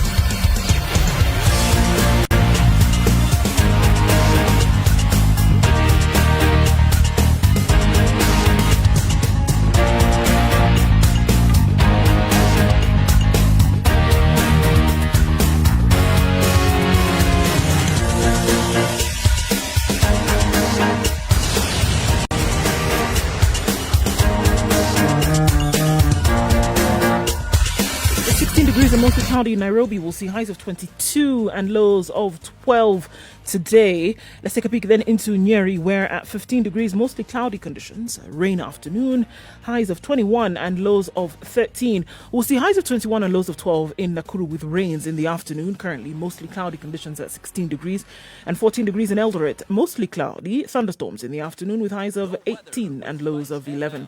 The rains have started coming down in Kisumu at 20 degrees. They'll continue for most parts of the day with highs of 26 and lows of 18. It's mostly cloudy in Kakamega at 18 degrees. We'll see highs of 23 with showers in the afternoon coming down to a low of 14. 26 degrees and mostly cloudy, or mostly sunny, in Mombasa. We'll see highs of 29 with rain showers later and lows of 24. 27 degrees and mostly cloudy, mostly sunny in Malindi. That'll change later to mostly cloudy conditions, highs of 29 and lows of 24. Out of Kenya, 21 degrees. It's warming up in Kampala and partly cloudy conditions. It'll cool down later with thunderstorms with highs of 24 and lows of 18. Dar es Salaam is mostly sunny at 26 degrees. We'll see foggy conditions later with highs of 29 and lows of 21. It's 3 degrees and mostly sunny. Sunny conditions to prevail in Joburg, highs of 11 and lows of -2 today. In Lagos, it's partly cloudy at 24 degrees, highs of 28 and lows of 23 with rainy conditions in the afternoon. Let's take a wrap around Europe, where at 16 degrees, London is mostly cloudy. Cloudy conditions to ensue, highs of 21 and lows of 13. And in Paris at 18 degrees, it's warming up. Clear skies this morning, cloudy conditions later with highs of 23 and lows of 16. Round about 2 a.m. in New York at 24 degrees, and it'll warm up to a high of 31 and lows of 22.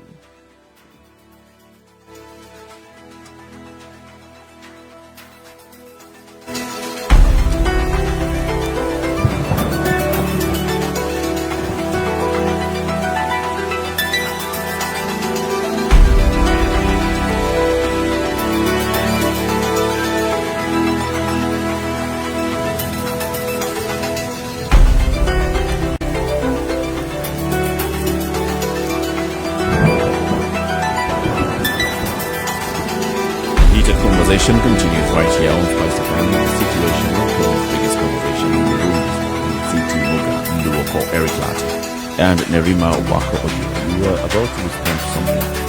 Classic soul, R&B, smooth jazz, neo soul, and nostalgic ballads. Doing absolutely nothing. And I was giving the example of Sakaja with the National Employment Authority. Initially, the concept was to create some form of an institution or department that would focus mainly on employment of young people because of the youth bulge. Yep. But now, currently, that bill is going through amendments. And one of the things that they're looking at, in fact, the major thing, is removing the focus on young people.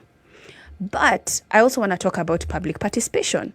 The Senate held a second hearing on amendments to public participation, the bill.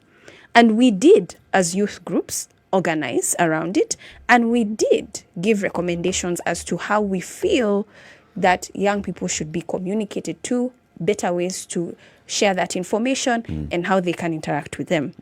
Whether that's going to be utilized or not, we're yet to find out.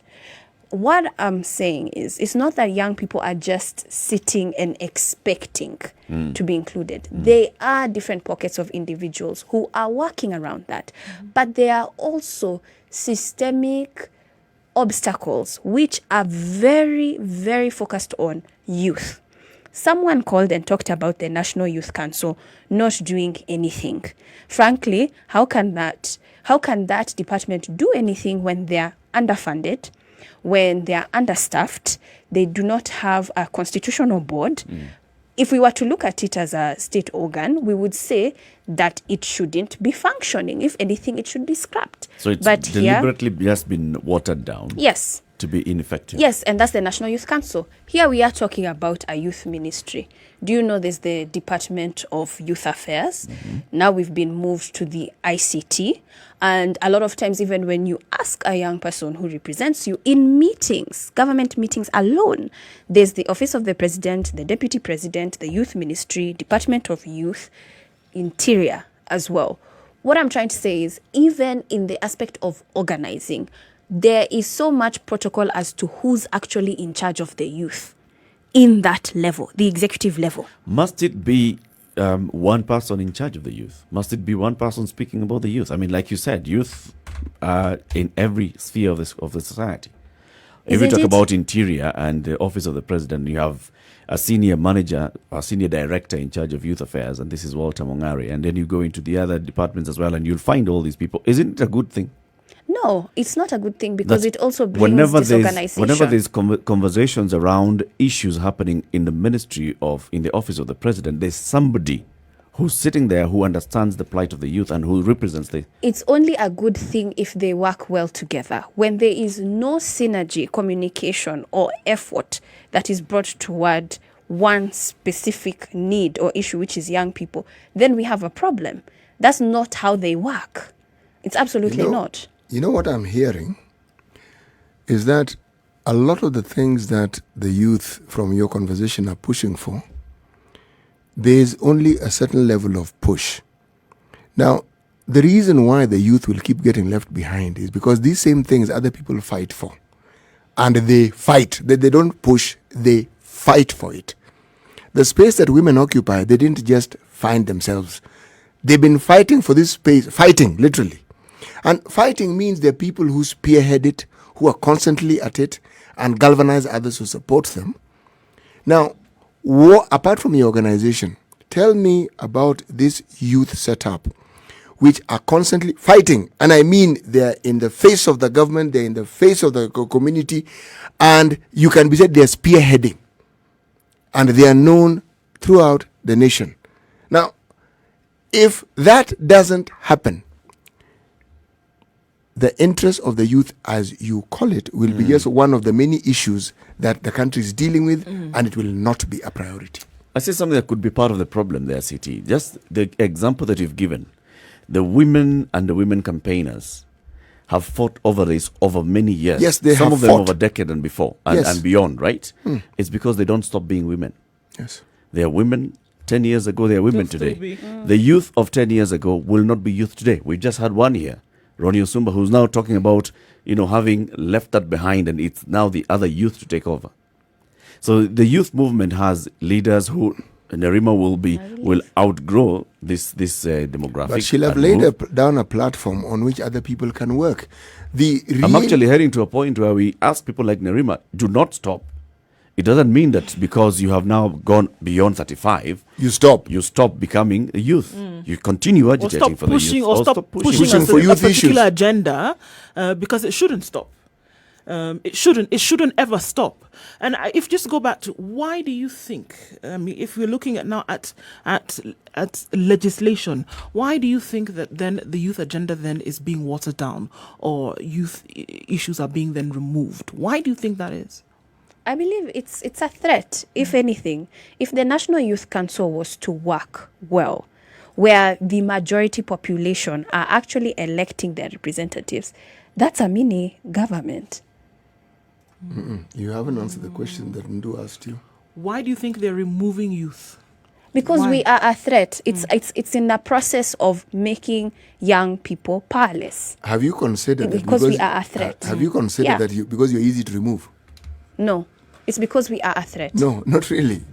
You see, if you were a force to reckon with, one would be very hesitant to remove anything that pertains to you. If you are not considered a threat or a force, then you are disregarded. It's the way this thing works. For the longest time, why do you think the issue of a girl child became an issue to the fore? It's because girl children were neglected. The pendulum has swung to the other side and the boy child is now being neglected. But the point I'm trying to make is this. An issue has to be made of it. A serious issue has to be made of it. So it starts from that, from what she's saying, that the youth are considered a threat, and they are also considered the easy one to pick. I'm trying to say that they are not really considered a threat. So why are they being removed? I don't think they are even being removed. You see, if there is something to do with employment, a bill that you want to pass, one could even ask, Kwani, is it only the youth who need employment? You see?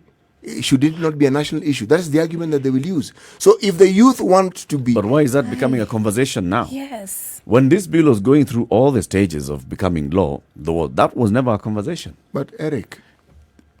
What concern is this that's being addressed that necessitates amending a bill and removing the word youth?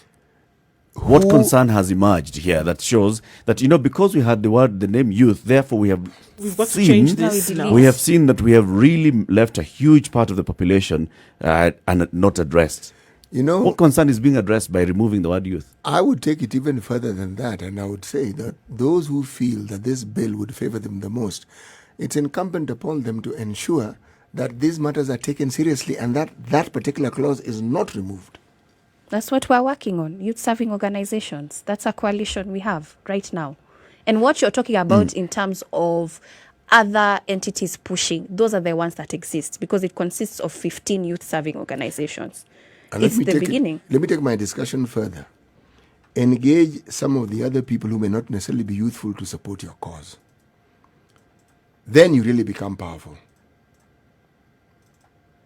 One doesn't have to be youthful in order to fight for a youth cause. I don't have to be female to fight for a cause that supports women. But I'm interested in understanding exactly why. What is driving all this? Why is there such a concerted effort to muzzle the voice of the youth or participation of the youth? Why is there such a concerted effort? You're on my theory. And it's so direct, yeah. You're on my theory. Yeah. My theory is really very simple. It's something that anyone who's in government has put into practice for the longest time, and they understand it. It's this. If you know that there is a powerful group of individuals, you disenfranchise them. There are governments on this continent that have done precisely. There are governments in the Western world who've done precisely that. You make sure that, for instance, economically, you disable them. Then they don't really have a voice. And then they become heavily dependent on you. Well. Yes, they are more concerned about day-to-day existence, so they're not going to worry about these many other things. And it becomes too complicated to even start to dabble in those issues. No. Those are esoteric issues. You don't even want to touch them. If you leave the youth to just sort of like dwell in the quagmire of just the day-to-day issues and hustle, they are not going to think of the bigger issues. My theory. So they'll never engage. I believe that theory. Let's discuss that further at 28 minutes to 10. Let's take a look at traffic.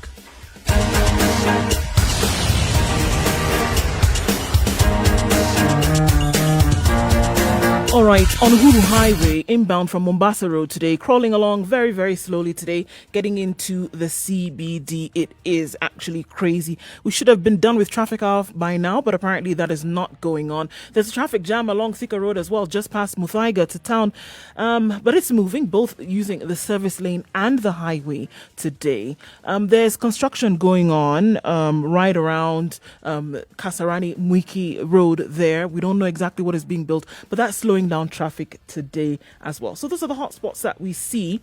Coming off of Thika Road as well, Ngara going towards Utali inbound for some reason. On Thika Road, still, it's a standstill on Langata Road at the Wilson Airport, and that is slowing everything down. So where we saw that things should have let up by now, it's when everything now is slowing down. So patience is what is required today, and we'll see how that opens up as the minutes tick by.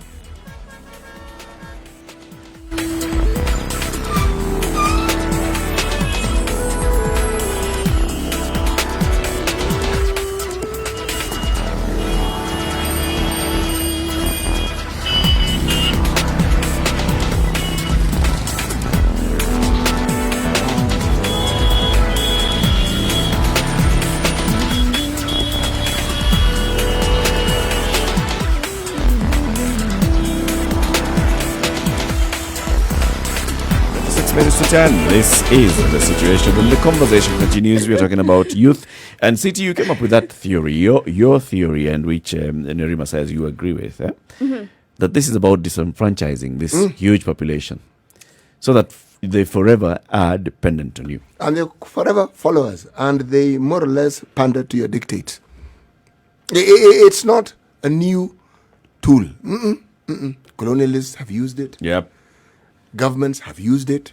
It's something that is used all the time. And people understand, because the sort of power, for instance, in the political world that our politicians like to wield, they don't encourage competition or any mention or any inkling or anything that points in that direction. And they would understand the power of the youth. You know why? They utilize it for their own benefit all the time. They would really understand it.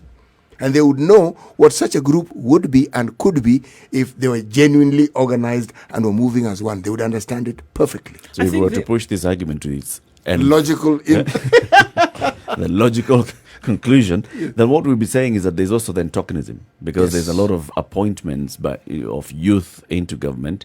You will be saying that this is just tokenism and picking of apologies, that people who never come and topple the apple cart, never come and speak out against it. Even if they speak, what is this thing? What is it going to do? But I think having an awareness of this very situation is extremely critical. Knowing, number one, knowing the power to be harnessed amongst a group of people like this, because it's a huge group, like we've talked about the numbers already.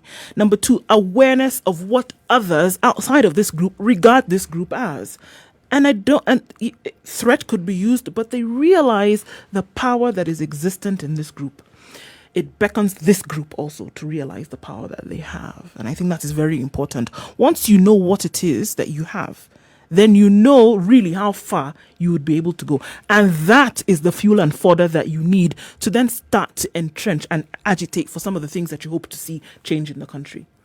That's the fuel that I see it as. I don't see it as anything else, because we can shout from here until tomorrow, and Twitter, they talked about it. You can't shout from here until tomorrow. It's not going to do anything. But to realize the potential that you actually have, because of the fact that, one, there's so many. Not just realize, internalize it. Yeah, and then put it, and then use it for something. And then use it for something. I see that going so much further than where we are right now. I see it going to the place whereby, yes, you will be able to rally around individuals in different pockets of different sectors. I see that you'll be able to then stand around somebody how often say, as opposed to looking at the situation as it dire now, look at the potential that a situation has to create. Look at what it could be. And I'm telling you, the could be, there's something sensationalist about the could be that would rally people with the power that they have now to then move towards that. And that's what I see it as. If you yourself can't see what other people can see in you that they would rather stifle you, then there's a problem. More to the point, remember when I said a support system, I'm going to repeat this. this is a message that should be spread to other people, not necessarily the youth, yes, but others who could support your cause, because it makes you more powerful.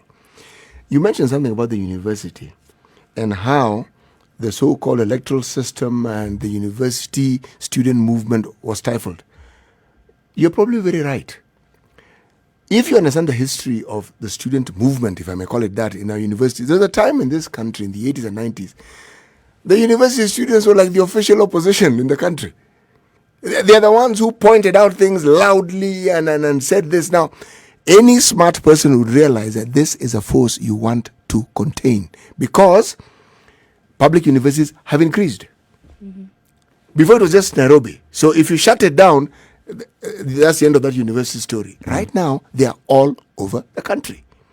And can you imagine the voice? Now, these are youth. Can you imagine the voice of these people if they wanted to make a movement in a certain direction? It will be felt. I agree. What am I saying? I am saying the youth should focus on the things that are youth, but they should also look at friendly sources that can support their cause. You know, there are very many people, and I think, Nduh, you can just look at social media. This conversation has attracted a lot of debate as well. There are people who feel that there's a lot of misunderstanding of the plight of the youth. There are those that agree with what Nerima is saying, there are those that disagree as well with what Nerima is saying. Just sample some of them as we continue with this conversation. Wende Kisilu says, not all youth are shallow. Quite a number of us appreciate depth and progressive content. The system is designed in such a way to keep the youth at bay. A large number of youth are highly educated and unemployed. This is deliberate in order to use youth as puppets. Youth are being restricted. Some of those opportunities are part of the long run, and that's according to Anthony. According to David, majority don't know, and therefore they can't use what they are unaware of. Jackson says, we youth have not shown the sacrifice and resilience needed that is worth being recognized. We begin a show, and before we know it, we are bailed out by bribes, handouts, threats, and even tire due to poverty. Ignatius says it's much easier for any youth-related information from rural city mobilization. The elite youth in Nairobi at times may not understand the very issues down in rural areas. I believe issues of the city youth are somehow different from those of the youth from my village. What needs to be done is to have a comprehensive strategy to harmonize these issues, come up with a way to face and handle them. If it begins from Bungoma to Nairobi, it shall be bigger than beginning from Nairobi to Bungoma. I'm willing as a person to team up with youth with the same mind and at least do something. Let's just not talk. Let's walk the talk. Some samples there. Basically, like he's saying, it should be from bottom up. Yeah. Because he believes that if it began from Bungoma to Nairobi, it would be different from Nairobi to Bungoma. Right. The people of Bungoma would look at it differently. Like, oh, these are Nairobi people just coming to tell us what they think we should do, as opposed to the people of Bungoma coming and deciding this is what we want and this is how we engage. How do we fight all these barriers? You spoke about one key barrier here, and you said there's a lot of fierce competition amongst the youth and amongst the youth leaders, just harnessing and harmonizing their own thoughts into one. Let's speak with one voice seems to be an oxymoron for the youth. We do work with youth in different counties. As a matter of fact, we hardly work in Nairobi. We're just based in Nairobi. And I think what's important is when we engage young people, which is mainly through youth groups, and we do not necessarily engage women and young men together at the same time, because we've also found that gives different output too. And we found that when you talk about the issues that they have within their communities and then associating that to what can we do about it and educating them on how they can do it. Because we'll find that something even as simple as writing a letter, frankly, in rural areas, that's something that they cannot do. So we support them from here, but then as a representative. But they're the ones who go meet with these MCAs or CECs on these particular matters and issues. But it still goes back to this information. They are unaware. It's limited.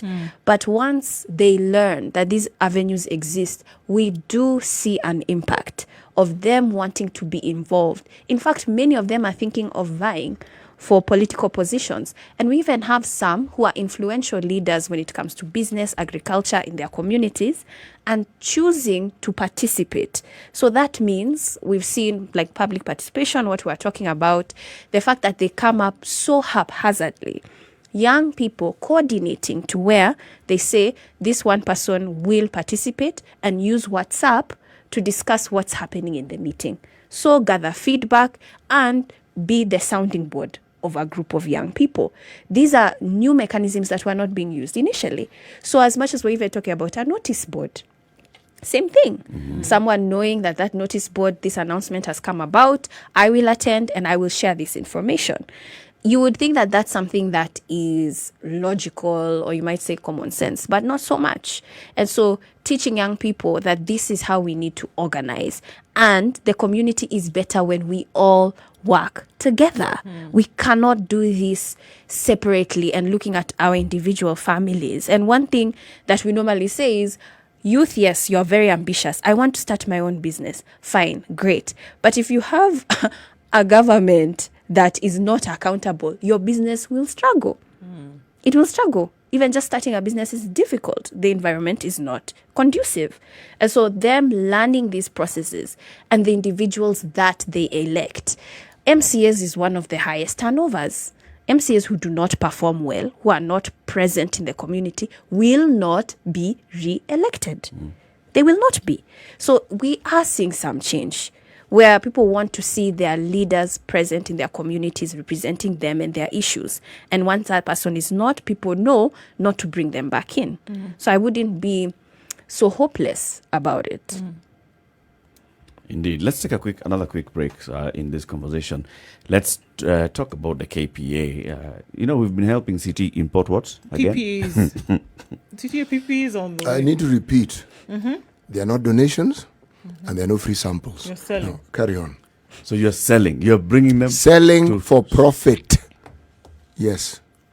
Okay. So we're at the point whereby, according to the portal, Captain Cargo says, now, so where we are, the last 4 steps is that KRA, or Partner State Revenue Authority, so in this case, KRA, is going to verify your cargo, right? And issues a release order, which is received electronically by KPA. And then your agent submits a pickup order to KPA and pays the port charges, which we've already provided for. Now, the truck has arrived. Yesterday we looked at berths and wharfs and things like that. But now the truck arrives at the port entry gate and you're issued with a position slip by KPA. The truck proceeds to the yard and is loaded with your precious PPEs, and thereafter a gate pass is issued to exit the port. So what this portal is doing is that it's giving you all this information in terms of what exactly is supposed to happen. So it's quite unlikely that what would happen on the ground would be different from what is happening here on the portal. Your PPEs are here, ready for sale, and you're smiling all the way Like to they've the just bank. arrived, just like that. Like that. Seamless. That's Telling you. Now, City, because we know you. We need a couple. I acknowledge. I also know you. Just give us a couple. We will market them for you. You know when I'm wearing it like this. And a couple is And how then many? Nerima, now posts on her social media.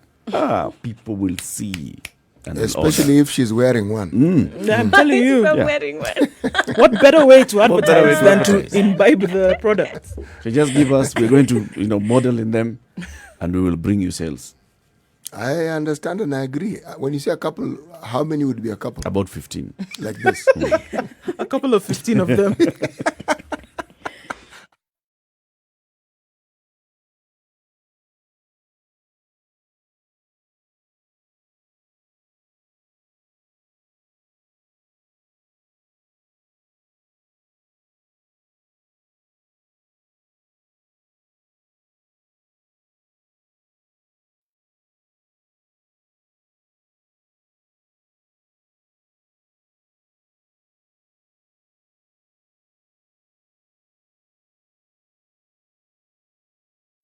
So at about 13 minutes to 10, as we conclude this conversation, let's open up the phone lines again so you can participate in the conversation. 0719 012 600. What's the best way for the youth to engage and take advantage. We keep talking about all these things: the demographic dividend, the youth bulge. What else? All these buzzwords. Those are the main two. Those very crucial buzzwords that we have. A large percentage of our population, the majority by 2/3, is the youth. And yet the youth are feeling like they're not involved, they're not engaged, they're not participating in the running of this country. This whole story of the youth are the leaders of tomorrow. Tomorrow, no. Tomorrow needs to happen today. We're also dealing with what very many people who are beyond the age of the youth have referred to as the microwave generation. They want everything now. Instant Coffee. Everything is now. So how do you engage then so that you can get what you want now? It's not possible, and just being realistic about that. Yeah. But also, even when we look at success, a lot of times we normally, even the people that we emulate, we will show them at the end of their success, not the entire process of what it took for them to get to that success. And I think even now when we talk about wealth or stability, it's going to be a lot harder for young people to, for instance, own their own land, own their own house. These are things or conversations that we need to realistically have. A majority of us are not going to be able to afford that. And this is the new reality for a large population. Never. So what does... Yes. The point she's making is an extremely valid one. Please continue. Thank you. For once you've agreed with me. But 2 hours. yeah, so that changes what a future looks like for a young person. Yeah. What success is for a young person. And I don't think that we are having those conversations. So not just to say, yes, they are microwave generation. Granted, they like things moving faster. But also what are their goals that they would consider a success. It's going to be completely different for them. And they need to recognize that. I think, in all things, we keep saying there has to be the resolve to keep trying. How far do you think this has gone in terms of the fight to push? Started halfway, roundabout throwing up the hands and giving up. Where are we? A long way. We're a long way. The energy, it goes up and down. Yes. Especially when our country is so political. So also, it's sort of... it interferes. It interferes with progress. Because right now, for instance, we're going through a pandemic. We should be concerned about how county assemblies are utilizing their budgets geared toward health. Governors have their personal ICU beds in their homes. We should be angered by that. We should be calling for more action around that. But then we'll be completely confused with BBI tomorrow. You say there are governors who have ICUs in their homes. Yeah. What if they meet with an accident? The fatal variety. This is assuming that it's COVID that's going to get you done and preparing. If that is actually true. No, it is five governors. That is short-sightedness in the extreme. It's like saying that you predict and you know how you're going to pass away. You can't, and you don't know. You don't even know when. One of the ways in which you make your problem everybody's problem, okay, is you make it everybody's problem. If you have, I've said this and I'm now repeating it, if you have parents who support what you do and how you think, because you've convinced them, when they have conversations with people of their ilk, they will be speaking almost with your voice, because they'll be saying, when it comes to youth, because when you are of a certain generation that is older, you have a way of looking at young people because you are influenced by your parents. And that doesn't change by me talking to people who are my age. But it can change because people who are my age support the views that I already have, because that's how they were also brought up. But if there is somebody of that generation who has been convinced that your way of looking at things is important, and they actually know it, when they have a conversation, they'll be having that conversation saying, no, actually, I think this one we are not entirely correct. This perhaps ought to be it. The same point I was making of broadening the base of those who see this perspective of the youth. It's important. It's not a fight that can be won by just the youth pushing the agenda. They can, but widen the scope of people who support that agenda. it's also realized that, there's several groups who are working on the same thing around this country. And that's why I said then it might be difficult then to measure really where are we in this. Is the agitation that we've been involved in over the last, 10 years, 5 years, how are we able to measure it if we have groups, all over the place who are working on the same thing and we've not been able to come together? Because one thing from the conversation that we've had, one thing is very clear. If there is no coming together and working in tandem, then it would be so frustrating to see that all the work that has been done basically goes nowhere. It's a harsh reality, but it's a reality all the same. That it would be that, okay, there's this group here, there's this group here, there's this group here, fighting for this thing that then cannot be realized because we haven't come together. And you find that we're all doing the same thing in different places, as opposed to coming together where you will be able to go further. So, as you start to think and say, okay, so where do we go in all this? And I would definitely say that to organize and to rally around this cause is very, very important, because truth be told, potential power is there, but then energy not utilized is useless. What are you going to do with it? Something like this discussion on the bill, the Sakaja bill as we may call it. Yesterday we had a visitor, the deputy governor of Njeri. Now, one of the things she did when she first got here, she's been here twice, she always brings us coffee from Dedan Kimathi University. And that's the first thing that she did. She gave us coffee. So even as we're having the conversation, we had coffee. It was sitting there, and we had the coffee.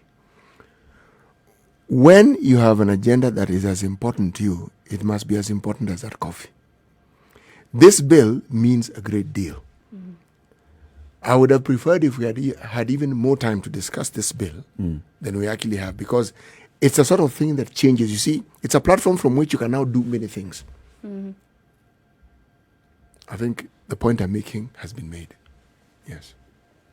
So the pushback even that ought to be louder, in terms of when things like these are happening, when we say that there are attempts at amending this particular bill. We saw the kind of pushback that we even got from Sakaja himself when he went to court and challenged the appointment into this authority, when somebody who is not youthful was appointed into the authority, contrary to what the provisions of that Said law authority. basically Yes. say. Yeah. Right? And is that direct pushback? Now, that kind of support that Sakaja would have needed is the kind of support that he didn't get. We were part of that. A few of you. No, not a few of us. How many? There were other youth organizations. How many? Three. And actually our cases were joined. And if you follow that story, you will see that the AG had said he would appeal. And so we waited to be served and it didn't happen. But it's also to show you that it's not that young people were not behind him. We were. As a matter of fact, that idea came from KICC, where we had met with his team, Anthony Buluma, in the boardroom and suggested. Yep. Yes. It's a good thing. It's a good thing that 3 youth organizations came and supported and even enjoined themselves in the suit. Yes. Okay?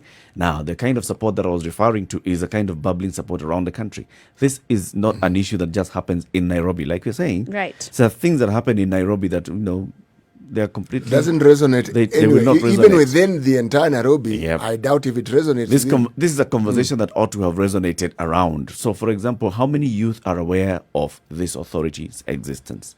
How many youth have engaged with the authority and what it seeks to have them engage in? You're supposed to basically getting all the information about the youth. It creates an entire database of youth from the moment they're leaving university or whatever institute of education, their qualification. This database is there. It's supposed to be ensuring that there's information about job opportunities It's and how they interesting can access. How many youth know It's about interesting this? that you say that, Very because few. we spoke to, I can't remember the Swahili word, Mtumishi. Yes. The other day on Njeri Sabasaba. Thorne. And one of the things that he said, which stuck in my mind for a very long time, is that on that day when they were rallying support, they were in Nairobi. But they didn't have to think twice that they would be able to call and Kericho would answer, Bungoma would answer, Kisumu would answer. They knew, because they knew the support that they already had. And they knew that they were working from a point of resolve whereby the support that they had could not be questioned. And that stuck to me because this is something that it was reverberating through the nation at that point. So you can imagine if something as powerful as this, where somebody is being put in a position whereby she's 3-4 times the age of the people who should be running or for whose concerns this agency is in existence, you can imagine if through the entire nation, people were giving in their thoughts through media, through writing, through the public participation that you talk about, through barazas in the rural area, wherever it would be. If they understood this concept, you can imagine the impact that such a thing would have. Indeed. Coming to the end of the show, thank you very much for joining us today, Nerima. We hope that you will join us again as guest hosts. So we want to give you the opportunity to give a parting shot. My parting shot would be that there are young people who are doing something about it, to even recognize them, to continue to have the energy to do that, but also the fact that the systemic challenges that young people face, young people also need to recognize that, and the limited information that's there. But more specifically, to the middle class or professionals who have this information or can access this information to engage with their peers, even in rural areas, that's lacking. And also I've taken from what City Muga has talked about in terms of that generational linkage and mentorship. And it's important to broaden our partnerships to groups that are not necessarily youth-focused and youth-centered. So for me, it's ending on a positive note. So there are people who are watching. We are watchdogs out there who are young, and we're working on organizing. So I'm going to be hopeful about change in this country. Fantastic. Great. And with that, City Muga, give us today's proverb. Do a good deed and throw it into the sea. It's a Mozambican saying. Yes. If you participate in the sort of activities you're involved in, and the recompense you wait for is for recognition, that won't happen. You do it because it needs to be done, and you leave it at that. That's throwing it into the sea. Nenda zako. Thank you very much for tuning in to the Situation Room today between 6 a.m. and 10 a.m. and to our audience on KTN Home that joined us between 7 and 9. See you again tomorrow, same time. Nduh Okoh, City Muga, Eric Latiff, and Nerima Wako. You are good morning. It's 10 o'clock.